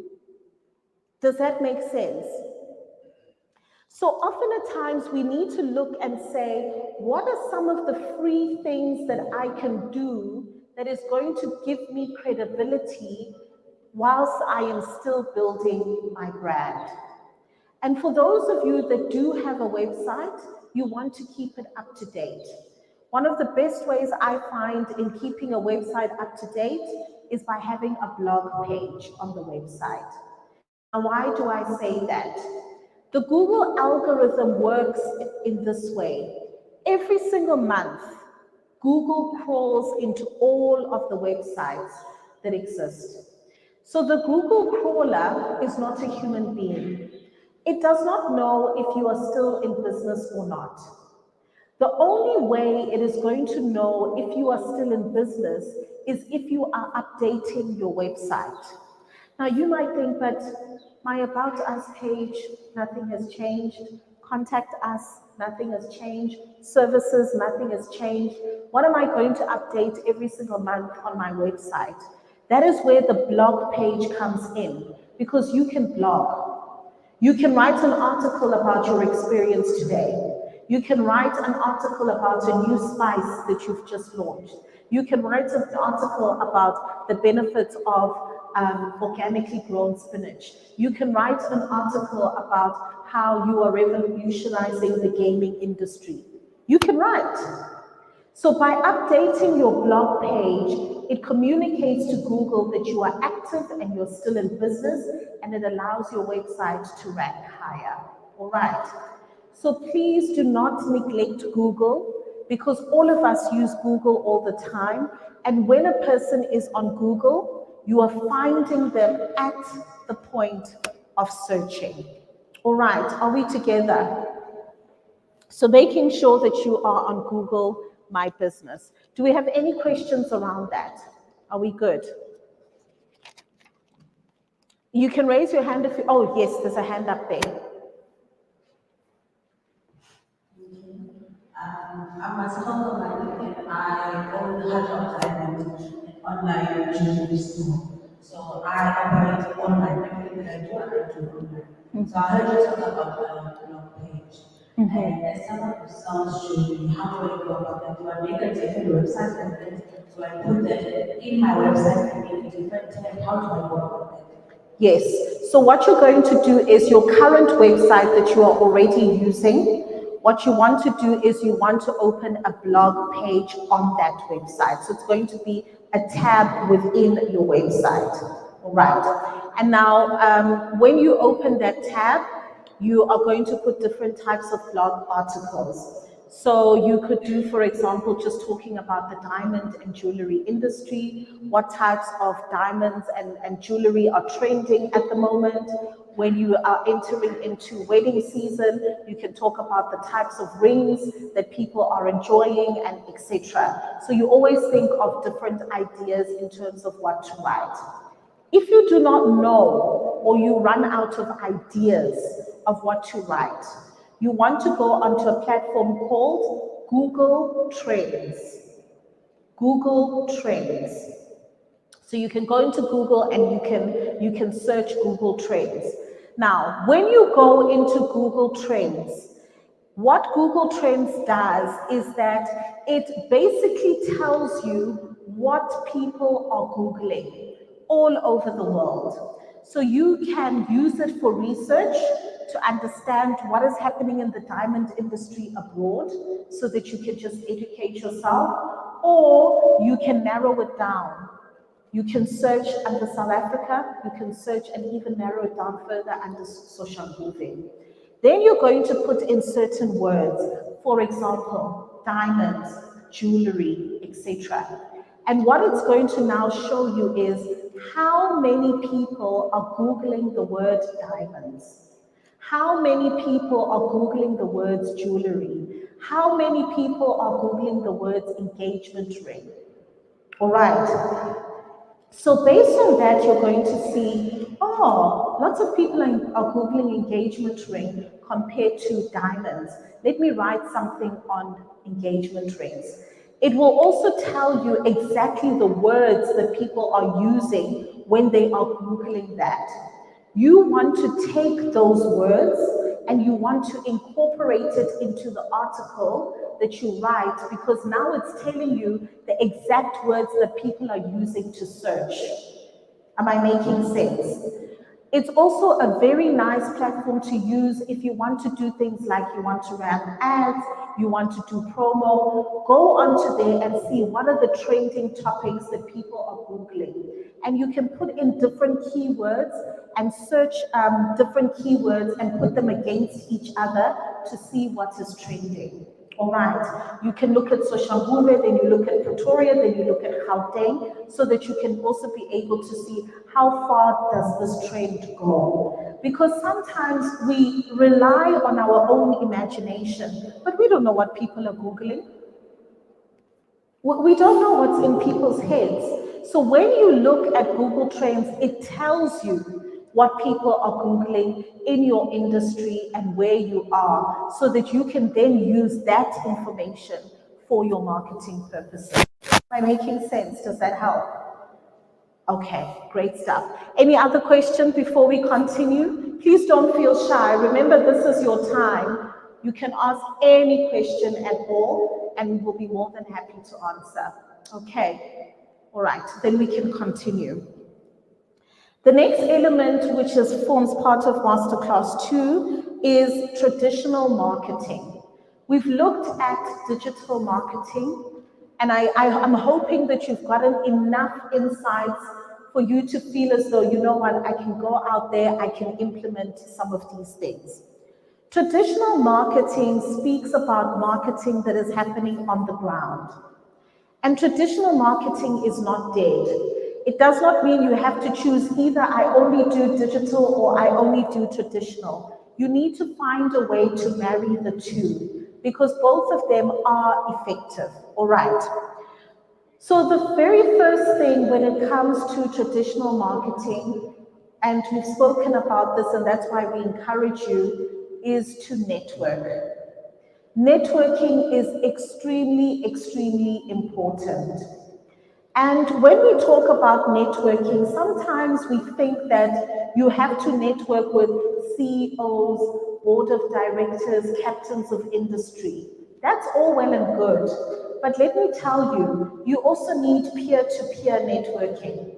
You need to network with everybody.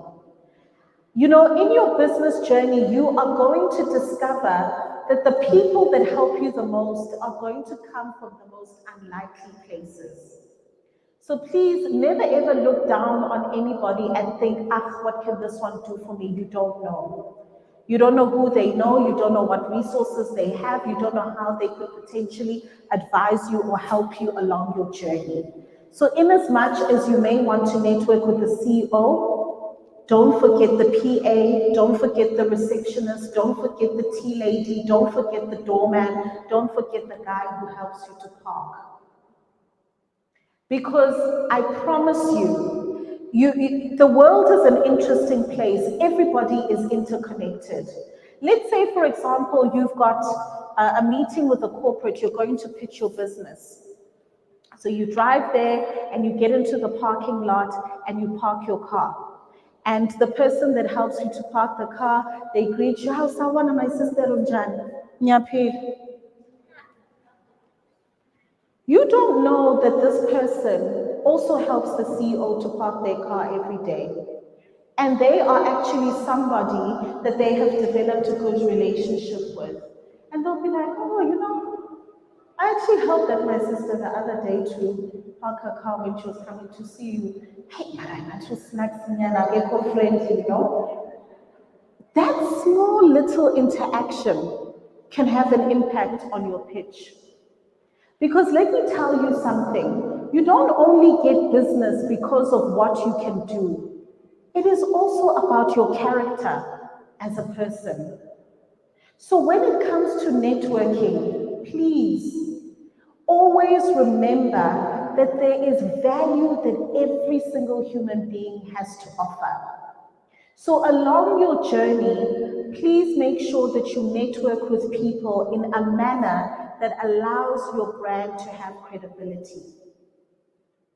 I once remember listening to an interview, it was Bono, and he was, and this is, a well-known musician doing incredibly well, etc. And he spoke about how every time he does an interview, he always sends flowers to the runner on the ground.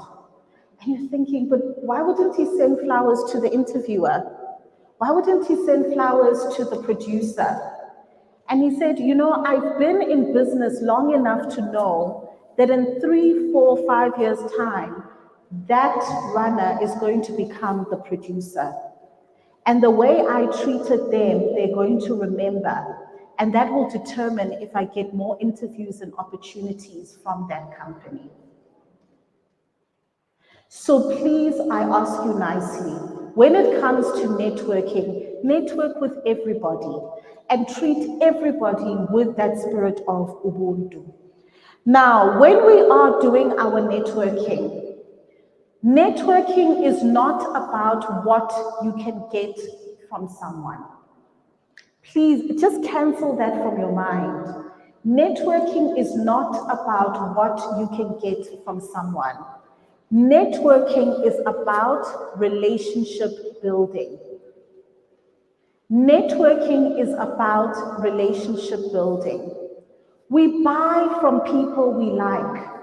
We do business from people we like. We recommend people we like. It's not nice within the first 2 minutes of meeting someone, you're already asking for something. Hi, Bo. It's not nice. Build a relationship. Let them see what good value you have to offer and vice versa. So what you want to do when you are networking is to connect. Connect with the next person. Find out what they do, where they do it, how they do it, what are their interests and passions. Then you want to find a way to exchange details that allows you to have what we call top of mind recall. Top of mind recall. What does that mean? If you give somebody your business card, you see these handbags we carry, these wallets we carry, our pockets, that is where business cards go to die. When we put your business card in our handbag, we forget about it. The day we are cleaning out our handbag, we find all of these business cards at the bottom. You don't even remember who the person was, where did you meet them? It goes from the handbag into the dustbin. So how do we want to exchange details? Number one, you can follow each other on social media. I heard two ladies on my table exchanging their social media handles. You follow each other on social media. The beauty and the benefit with that is now when you are posting about your business and you're putting it in your stories and everything, they begin to see you. Oh, that's that baker lady. The day they need a cake, who are they going to remember? The baker lady. Why? Because there is top of mind recall. They don't need to find your business card in order to remember you. So you want to do that. You can exchange telephone numbers. You can use your WhatsApp QR code. On WhatsApp, there's a setting, and when you click on it, it shows the barcode. And if somebody puts on their camera and they click on that barcode, your number automatically downloads onto their phone. All right, so that means it is automatically saved. Anytime you put up a status, a product or service in your business, they're going to see your status update. All right, so I want you to think about networking like a bank account. When you open a bank account, the balance is empty, right? You cannot make a withdrawal because there's been no deposit into the bank account. Any relationship you enter into is exactly the same. Before you can withdraw money out, you first need to make a deposit. What is a deposit? You support somebody else's business. You check in on them. Hey, how are you? Oh, I see it's your birthday. Happy birthday. You attend the events. You take an interest in what they do. That is how relationships are built. And it is only over time, through building the relationship, that you can now, because people have seen you being genuine, they've seen you being authentic, and you have connected with them, only then do you make a withdrawal. Am I making sense? So when you ask for a favor, they're like, oh no, but I know Tabi Soshem.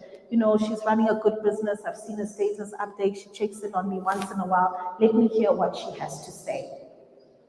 All right. So please do not see networking as a 1 minute thing. It's relationship building. And relationships can take weeks, months, and years to even develop. And sometimes, not every single relationship has to be transactional. I know that's hard for us entrepreneurs to hear because, Tina, we are hustlers, boss. We're always on the grind. There are some relationships where you honestly learn things via osmosis. I've learned about posture and confidence through some of my mentors just by being in the room with them and seeing how they operate and navigate a room. So there's certain things that you actually catch from people just by being in their presence. So please also remember that the value that we get from relationships is not only transactional, all right? So networking. The next important thing that you want to do is community engagement. How active are you within your community? What are the events that you are attending? How are you collaborating on those events? I just had a conversation with a lady and she was telling me how she does baking and she's been following me for a long time and she's doing this and that. And in that short interaction we had, we've already found a way to be able to collaborate. In that very short interaction, there are ways in which we can collaborate and partner with other people. I remember I was once organizing an event and there was a lady who came and she said, Hetty, I would love to offer you 200 bottles of water for this event you've got coming up. Let's collaborate and you can let me know what you can offer in return. I'm like, oh wow, that's amazing, great. You give me 200 bottles of water. I'm going to give you a mentorship session and I'm going to give you a television interview to promote your business. Collaboration. There was no money that was exchanged, but through that we were able to exchange value. In this room right now, there are people that you can exchange value with. There are accountants in this room. There are people who are good with IT. There are fashion designers. There are makeup artists. There are hairstylists. There are people that are in transport, logistics, construction. Before you say, I cannot afford accounting services, why don't you think about what can I afford and how do I enter into a value exchange with the next person? That's how we grow our businesses. Oh, I don't have a website. Okay, you don't have a website, but you know how to do social media management. What if somebody builds your website and you do their social media management for 2 to 3 months? That is a value exchange. So these are some of the ways that we are able to build and grow our brand without even spending 1 cent. So when we are looking now at community engagement, what are the things that we can do with the events that are happening in and around Soshanguve that we can be able to assist others? You may not be exhibiting today, you may not be pitching your business today, but have you gone around and made an offer of value to everybody that is here? Hey, I'm here in Soshanguve, I do makeup, I would love to offer you a 20% discount when you've got your next event, I would be honored to do your face. That's organic marketing and building of your brand. So sometimes we do not have to wait to be called. We don't have to wait to come onto a stage. We make use of what we have already right now, and then we begin to grow from there. Are we together? I'm not being too hard on you, am I? Okay, great. Remember to please raise your hand if you've got any question. If you want to ask as it pertains to your business, don't be afraid, we are here for you. All right. The next thing you want to look at is word of mouth advertising. When we look at word of mouth advertising, we are also specifically looking at other people's mouths, talking about our business, not only our own. Yes, you must shout about your business from the rooftop, but you're only one person. But there are many other people that are engaging with your business that can tell other people about your business. So for example, if somebody comes to your stand and they look at your product, they're like, oh wow, this is nice, thank you so much. They don't make a purchase. You can ask them, you know what, if you really like my product, you can really help me by tagging about my business on your social media. Free of charge. They put it in their stories, oh, I've just seen these amazing spices, they tag your company. What are you doing? You are leveraging their audience for free to get marketing to your business. So they may not have bought from you, but they might lead you to your next customer. Am I making sense? Another thing that you can do, and we used to do this when we had a retail business, is we would always put a sign on the wall when people were buying their clothes, and we would say, ask about our social media discount. So when people then came to the till, they're ready to pay for their products, and they ask, hey, what is the social media discount? And we say, oh, if you just give us a video testimonial or you post about our business on your social media, you're going to get 10% off your purchase right now. Who doesn't want a discount? Who doesn't want 10% off? They already like the product, they're about to buy it. So now you are incentivizing them that not only are they buying from you, they are telling their network about you. And these are people that may never have known about you, but now all of a sudden they are getting exposure, or you are getting exposure to them. All right. So word of mouth is very, very important. Another thing that you can do, of course, is through referrals and giving incentives for referrals. All right. So what you can do is, especially with your customers, your repeat customers, those people are already unofficial brand ambassadors. They love your business. they've bought from you, they love what you do, they like you, they've connected with you. Ask them to tell other people about your business. And when they do, and if they refer people to you that buy, you can give them a commission or a free gift or some kind of an incentive. All right. So that is something that can always work. Another thing you can also look at, but you have to be very clever with this, all right? And very strategic with this, is a form of guerrilla marketing.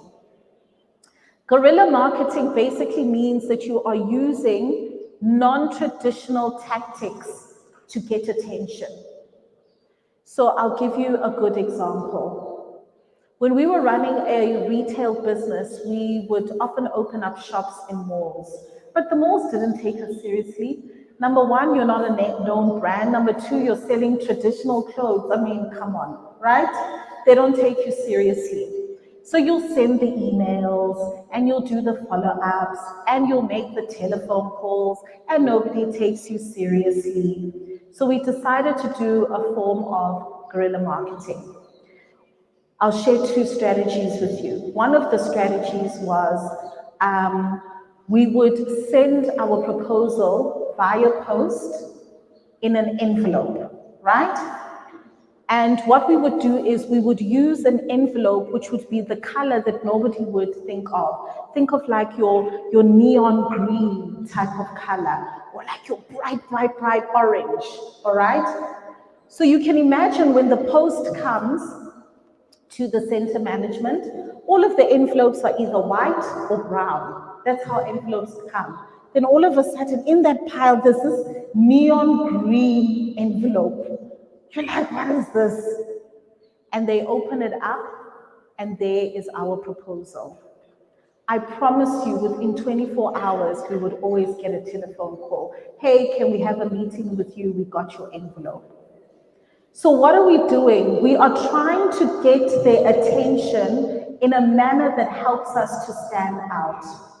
Because you can imagine how many emails decision makers receive in a day.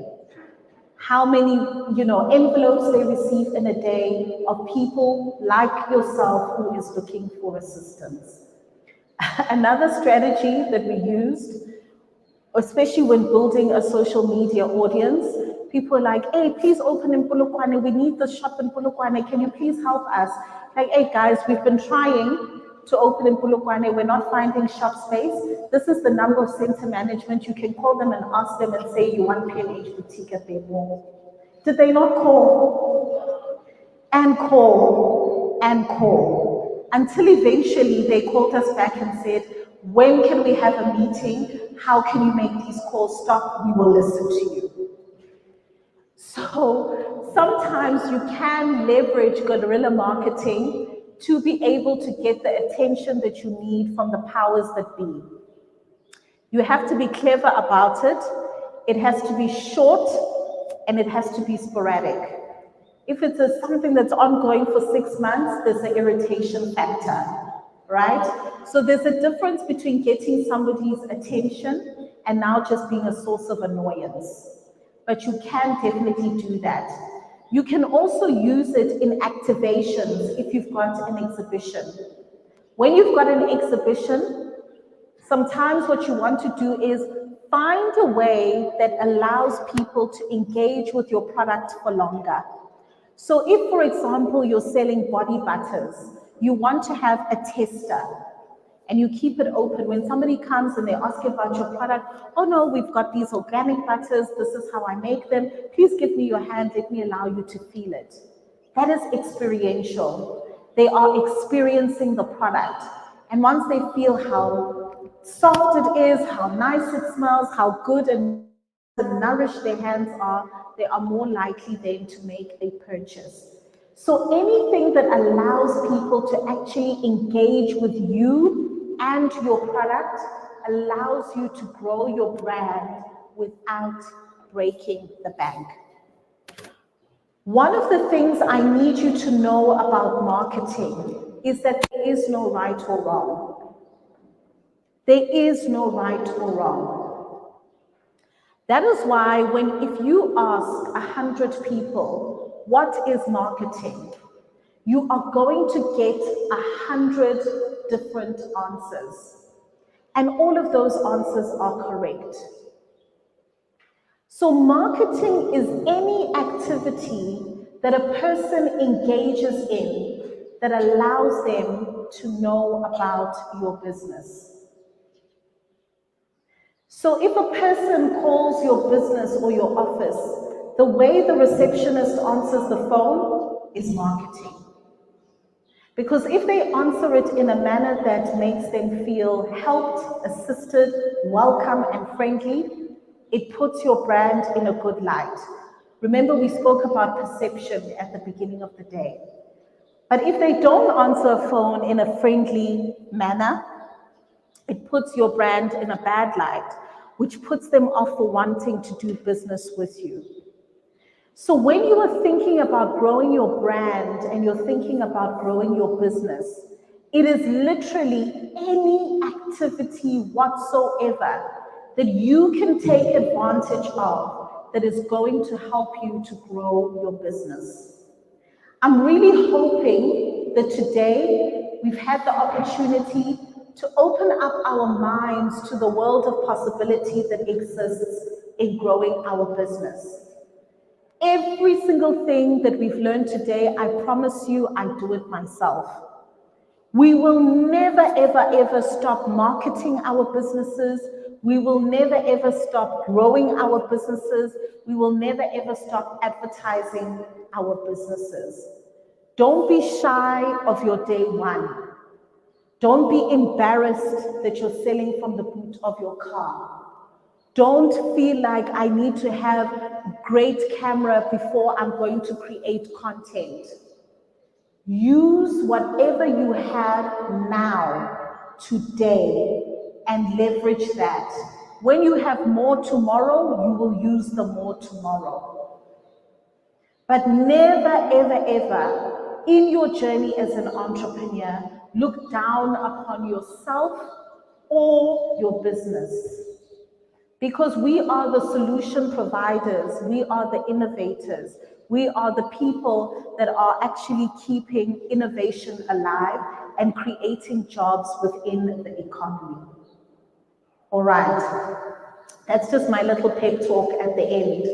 Because, sometimes I know what it's like to be an entrepreneur on the ground. That's why I call myself Hetty the entrepreneur. We are literally the same people. We are woven from the same fabric. And sometimes I think it's important for us to remember that we are actually in this race together. There is no finish line. The joy of entrepreneurship is the fact that we are always running a race and we are always learning along the way. The trick is actually for us to keep growing, to keep trying new things, to keep failing forward. All right. So in this process, I wish you all of the best with your businesses. And one of the things that I actually read somewhere was, if you want to grow as a human being, become a business owner. Because there's nothing that's going to test you more than running a business. It forces you to develop yourself. Your personal growth and development comes through running your business. You face rejection, you face disappointment, but you also face small wins. And there are also moments where you sell your first product and it gives you hope. And you're like, wow, if I can sell one, then that means I can sell two, which means I can sell four, which means I can sell 4 million. And so on that journey, please never ever despise your day one, because one day you're going to stand on the stage and you're going to tell people on day 1000 how you did it. So I wish you all of the best, and we'll network a little bit later.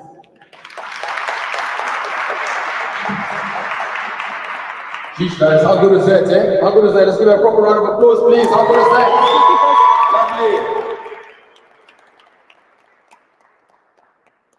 Cool, thank you so much, Hetty. And then I'd just like to call out the people who will be participating in the pitch in the meantime to make their way to the front. So Patricia Talana, Patricia, you here? Please make your way to the front. Surprise Halake, are you here, Surprise? Surprise, are you here? Show of hands, surprise. Okay, just make your way to the front. Then Pabalo Mashaba, are you here, Pabalo? Okay, cool, thank you. Then Teboho Mate, Teboho, are you here? Thank you. Gift Sibanyoni, Gift, are you here? Surprise. Gift, okay. Then Gerald Rangopole, Gerald, are you here? Okay, cool, great. Then Brandon Mashaba. Brandon, are you here? Cool, great. Then the first participant will do then will be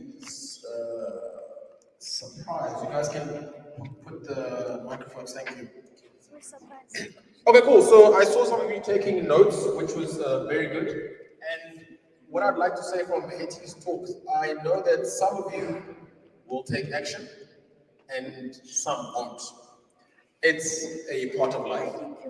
I remember when we had actually heard this different type of advice before, it was actually a seminar like this, and that's when we actually went, and I remember driving around looking for where we could find a red envelope to go and put in our proposals. It's not just something that's readily available. And it is true what she said. I remember that's how we're actually able to open in Cresta one of the days, because we sent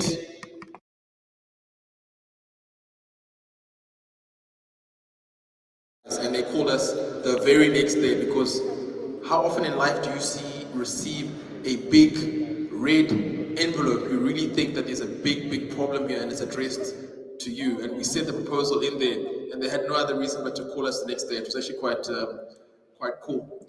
Okay, are we ready? Okay, cool, great. So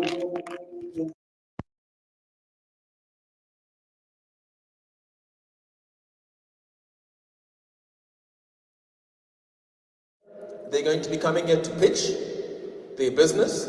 They've been given strict instructions, and you guys can all learn from this. They each have 2 minutes, and 2 minutes only, to tell us about their business. They're going to tell us what is their business, who they are, how their business makes money, and what makes their business unique. They've been practicing and they are nervous, so you guys are going to encourage them with a lot of energy. Okay, so the first participant we're going to welcome to the stage is Pabalo Mashaba. Guys, please give her a warm round of applause. Lovely. Thank you. Nice.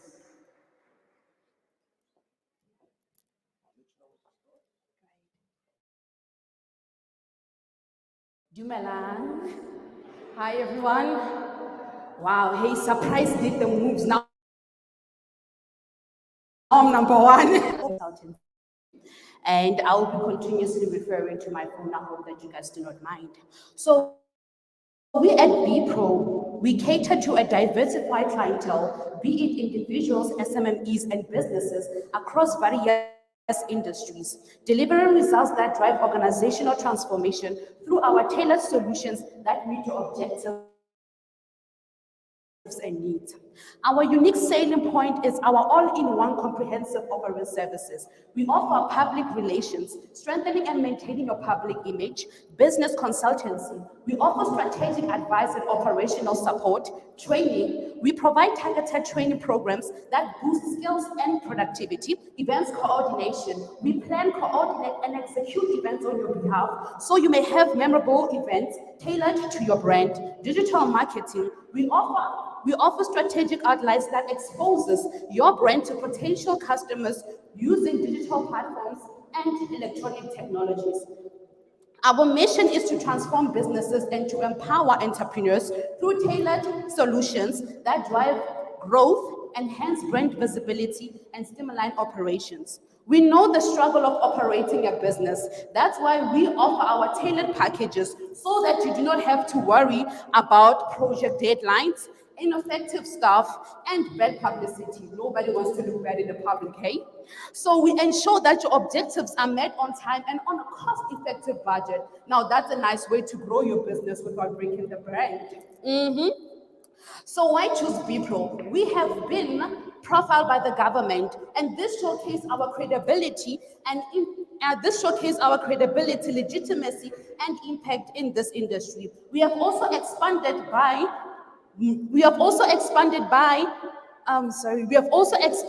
managing high-profile personalities like Tato Munzi. This showcases our impact and our professionalism. We also offer mentorship programs because we believe in empowering our community. So by leveraging this 15,000 rands, we plan to strengthen our brand visibility by improving our website, ensuring our digital platforms increase, and we plan to set apart some of the funds to ensure that we are able to move and reach bigger entities. So you can search us on TikTok, Instagram, and Facebook by searching BPRO Management Consultancy. Thank you.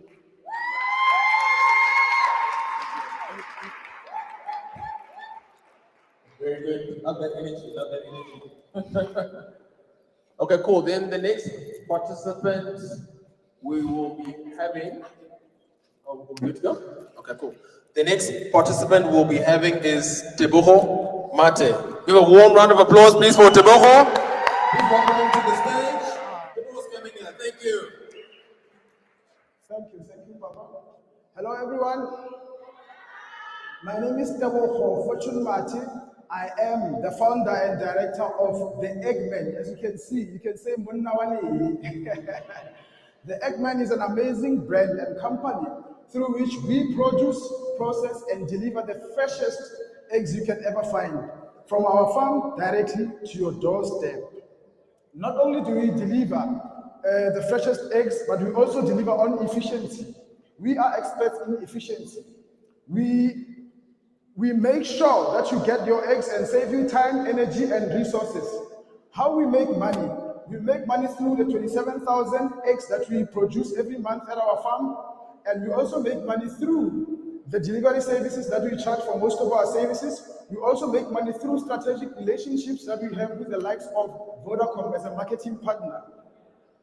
And basically what we do is that we produce our eggs and deliver straight to the markets ourselves. We have made strategic partnerships with the likes of Vodacom, Fundi, and Edulong, as well as various university campuses in order to increase our advantage over our competitors. With the 15K that we're going to go away with today, we are planning to increase our delivery fleet and hopefully make someone employed tomorrow. We are grateful for the opportunity that you've been giving us today, and thank you so much.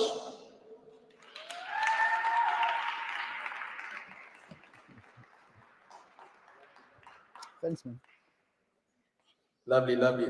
You know, it's such an important skill that we are all learning here, just how to be able to communicate what our business is in such a short space of time. I can tell you that we actually have been to different sessions like this. I was in a funding summit in Sandton about 4 months ago, and it was so interesting. Some of the individuals were pitching for 15 million, 20 million, etc. And they would have 5 to 10 minutes to pitch. And I cannot explain to you how disappointing it was to see people participate in that type of pitching, and you don't know what their business is, how it makes money, what makes their business unique, and you think that you're going to ask for 15 million. So this is a very important skill that we are all learning here together. Cool. So the next contestant, are we ready for Busisiwe? Okay, cool. So the next contestant we're going to invite to the stage is Busisiwe Lukele Mangane. Please welcome her to the stage, please, Busisiwe. Thank you. 2 minutes. Good morning, everyone. Sanbonani, Absheni. Greetings to everyone. My name is Busisiwe Lukele from Ituseng Phase 6. I'm here today to represent my ECD center. It's called Tuto Entle Daycare Center. Firstly, I'm sorry for that. Firstly, before I start get into my presentation, I like to thank the Monetise and also FNB to give us a chance as entrepreneurs. I'm also a business of ECD, and it is my passion. I recently opened it early this year, January. Did you guys know that 45% of children in South Africa struggle in getting proper education? And that is affecting their brain development, because it was proven that 70 to 90% of the child's brain develop at the age of 0 to 5 years. I got into this business to help ensure that I can fill the gap and help children to get better way. How? By giving them quality education to kids around the age of 0 to 5 years. Remember, it takes a village to raise a child. I hope that Monetise and also FNB can help me invest in my future of the children of South Africa and unlocking their potential. Thank you so much.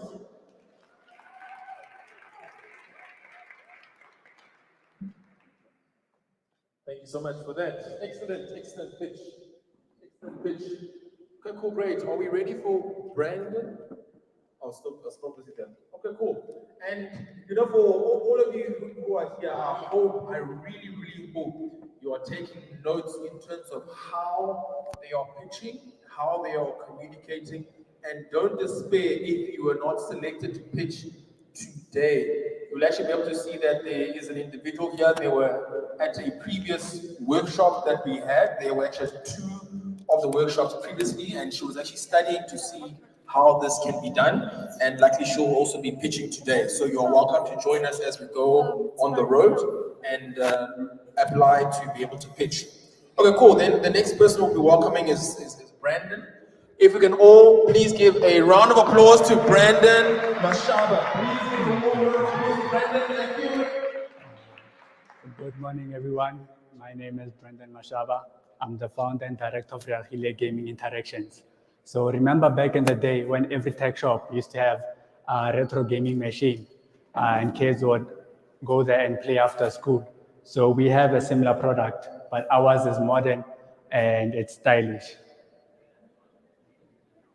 We create affordable modern gaming cabinets that operate using modern gaming consoles. Our gaming cabinets feature popular game titles such as FIFA, Need for Speed, and Mortal Kombat.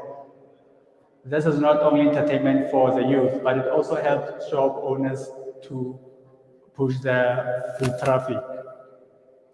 Currently, we have 4 gaming cabinets in 3 locations, namely Soshanguve, Block XX, Clifford's Shop, Soshanguve Block L, Solomon's Shop, and Soshanguve Block G, Creative's Cafe. Our gaming cabinets have more than 500 plays a month, highlighting the strong demand and engagement from our audience. Our unique selling point is offering modern gaming solutions at low cost, making modern gaming accessible to those who cannot afford expensive gaming consoles. With additional funding, we aim to build 2 more gaming cabinets and complete the 3rd one, bringing our total count to 7. If we win, our new cabinets will feature a logo sticker and a QR code linking to the Monetize Your Business website, showing our commitment and appreciation to the movement. Thank you. Thank you, sir.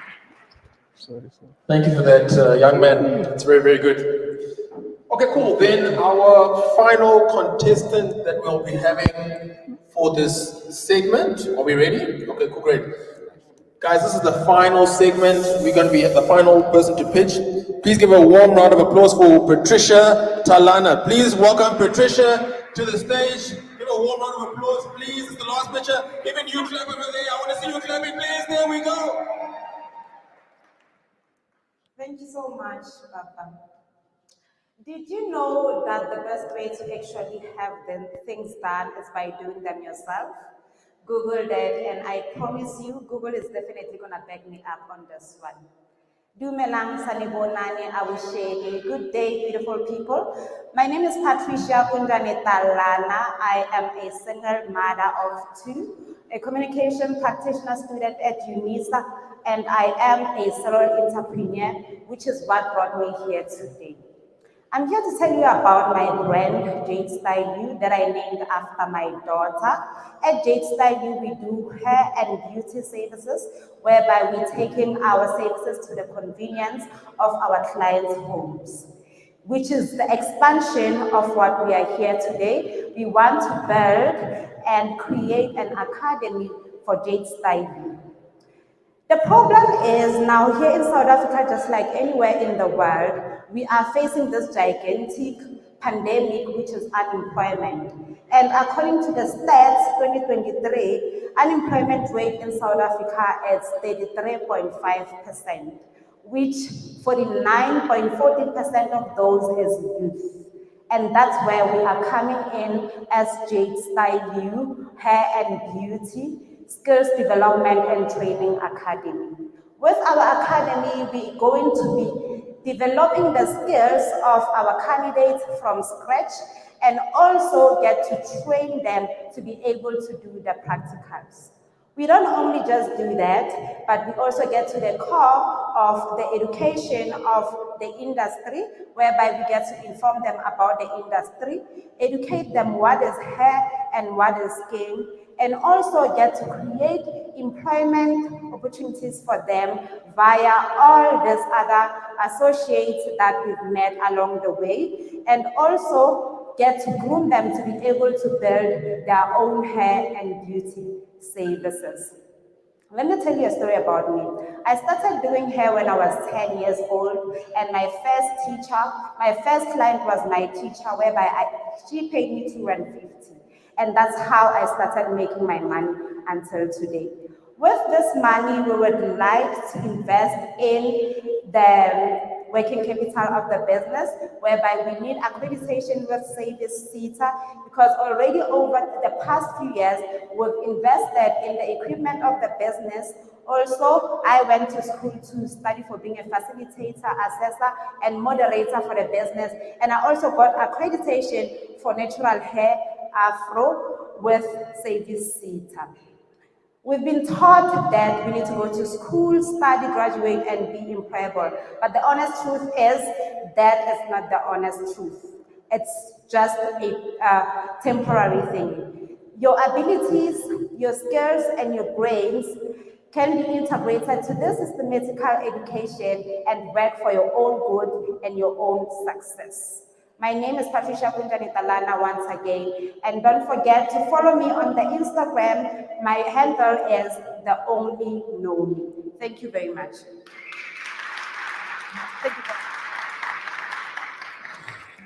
Thank you for that, Patricia. I know it's always very nerve-wracking for them. The closer I get to them on stage as the time is running out, but at least we're all learning what we need to do. Cool, guys. So now we're just going to break and allow the judges to be able to deliberate before they let us know who the winners are. So we'll take a 10-15 minute break. Please, I ask when I call everybody to come back, we do so quickly so that we can get the announcements and then we can all have lunch. Okay, we'll break for 10 minutes starting from now. Thank you.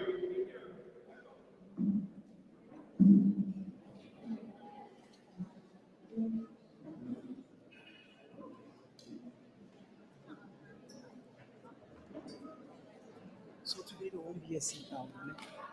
Huh? There won't be a sit down where they can sit and have a conversation. No. They won't tell no fireside chat. What? They're called fireside chats. Fireside chats.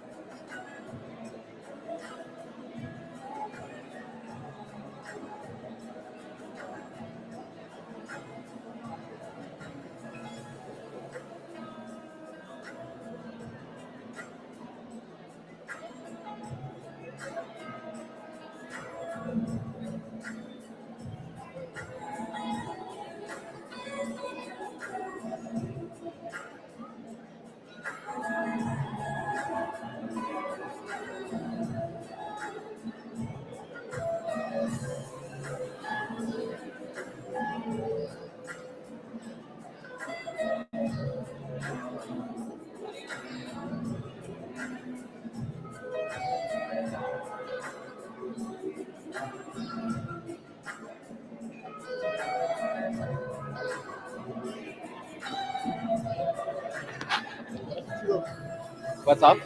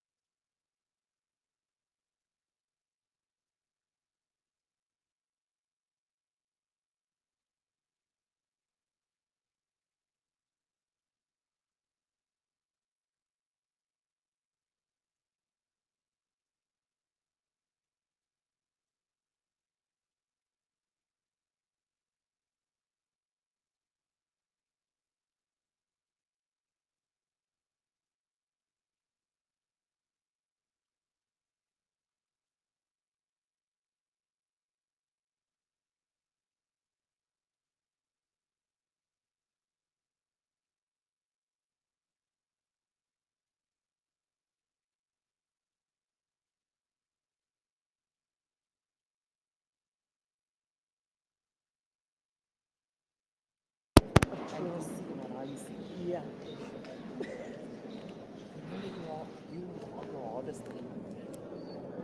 Yeah. That is true.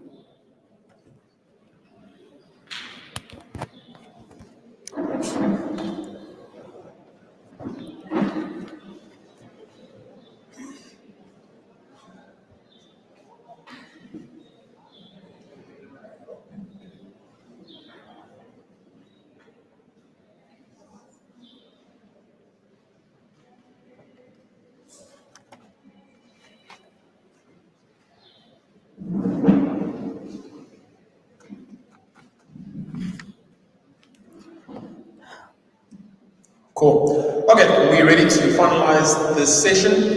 Then what we're going to have now is we are going to have FNB come to the stage to come and let us know who the winners and runner-ups, etc. are going to be. I was not a judge on this, so please don't come back to me. Thank you. Please welcome to the stage, Morumo. Let's welcome Morumo back to the stage, please, so we can know who our winners are for today. Good. Good. Nice. Yeah, there's pressure, hey? But we know at the end of any competition, there's always winners. So thank you so much to all the businesses or the entrepreneurs that pitched their businesses. Your pitches were fantastic. You are all winners, but unfortunately we had to come to the top 3. So, at number 3, oh yeah, thank you so much. I wanted the drum rolls. Please, thank you so much. So at number 3, we have Busisiwe Lukele for Tuto Enhle Daycare Center. Please come forward your winnings. So she's winning this book, which is going to equip her to even take her business to the greater heights. Thank you so much. I appreciate it. Here is your book. You must take a picture.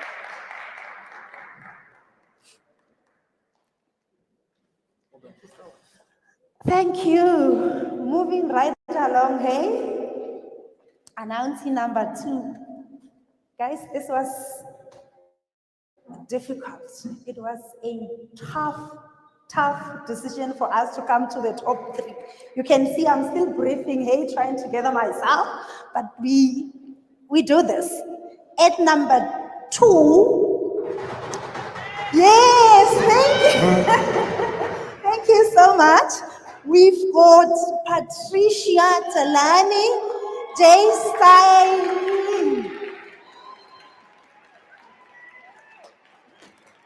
She's also winning the book, guys. She's going to be reading as she's empowering the young girls or the young ladies to be the professional hairstylist. Thank you.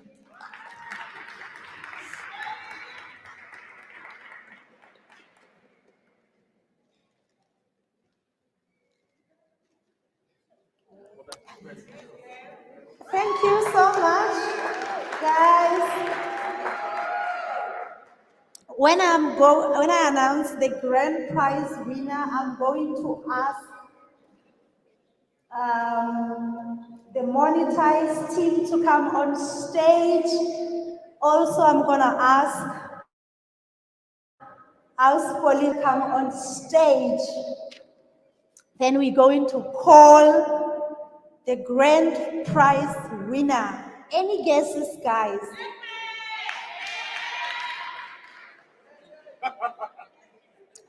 All right.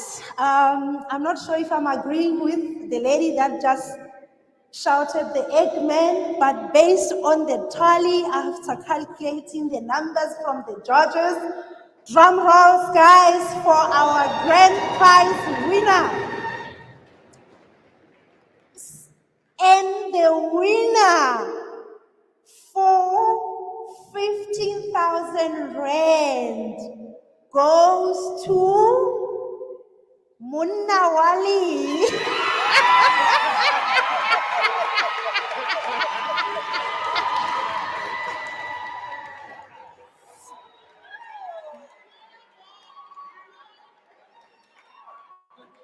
Well done, well done.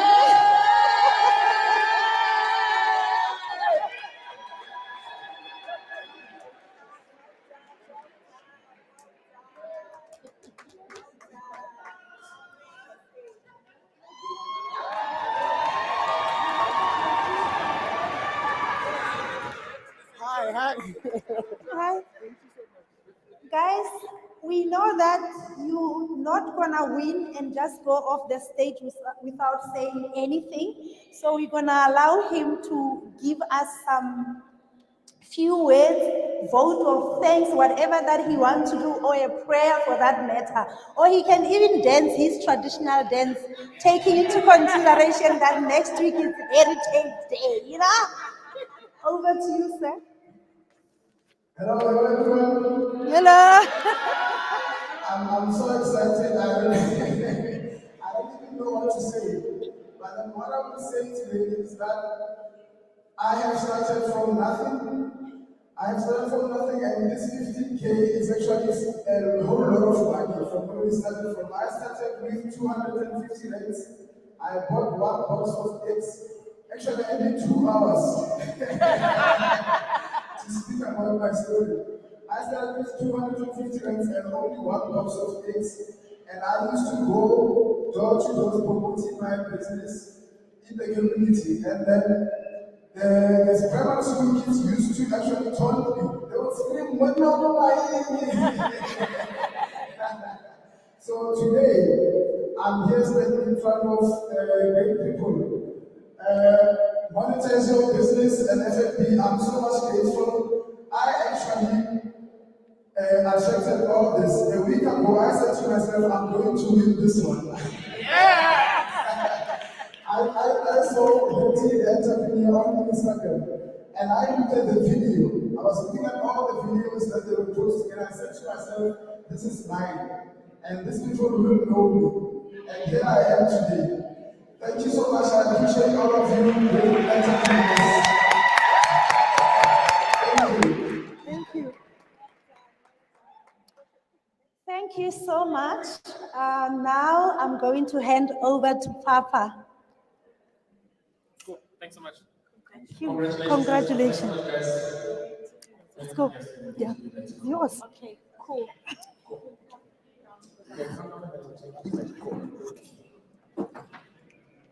Cool, guys. So that's going to bring us now to the end. And I really picked up on one thing that Tumelo said, which basically I'll just sum it up in terms of be very careful because the word becomes flesh. That's basically what he communicated, and we all need to be cognizant of that, is that the word becomes flesh. So cool, guys, that's going to bring us to the conclusion for today. I just want to thank, on our side, as part of the Monetise business team, in partnership with FFB, I just want to thank all of you guys for having made it through today, especially in this cold weather. I want to thank you for everybody who helped us be able to organize it today as well. And to each and every one of you who forwarded the invites to the different businesses here within Soshanguve, guys, we really appreciate it. We can't do this without you guys. We are here to serve. That is our mission and our mandate. Be sure to continue to follow us on social media.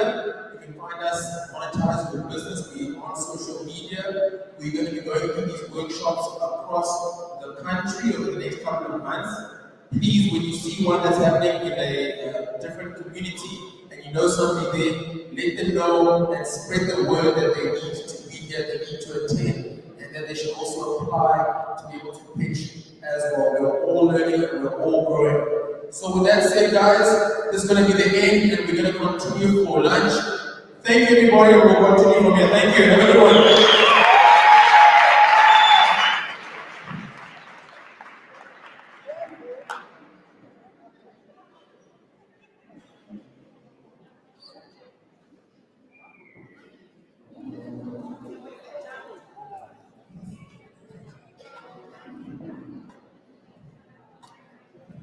Lunch is straight at the back. Straight at the back. Get lunch straight at the back. Thank you.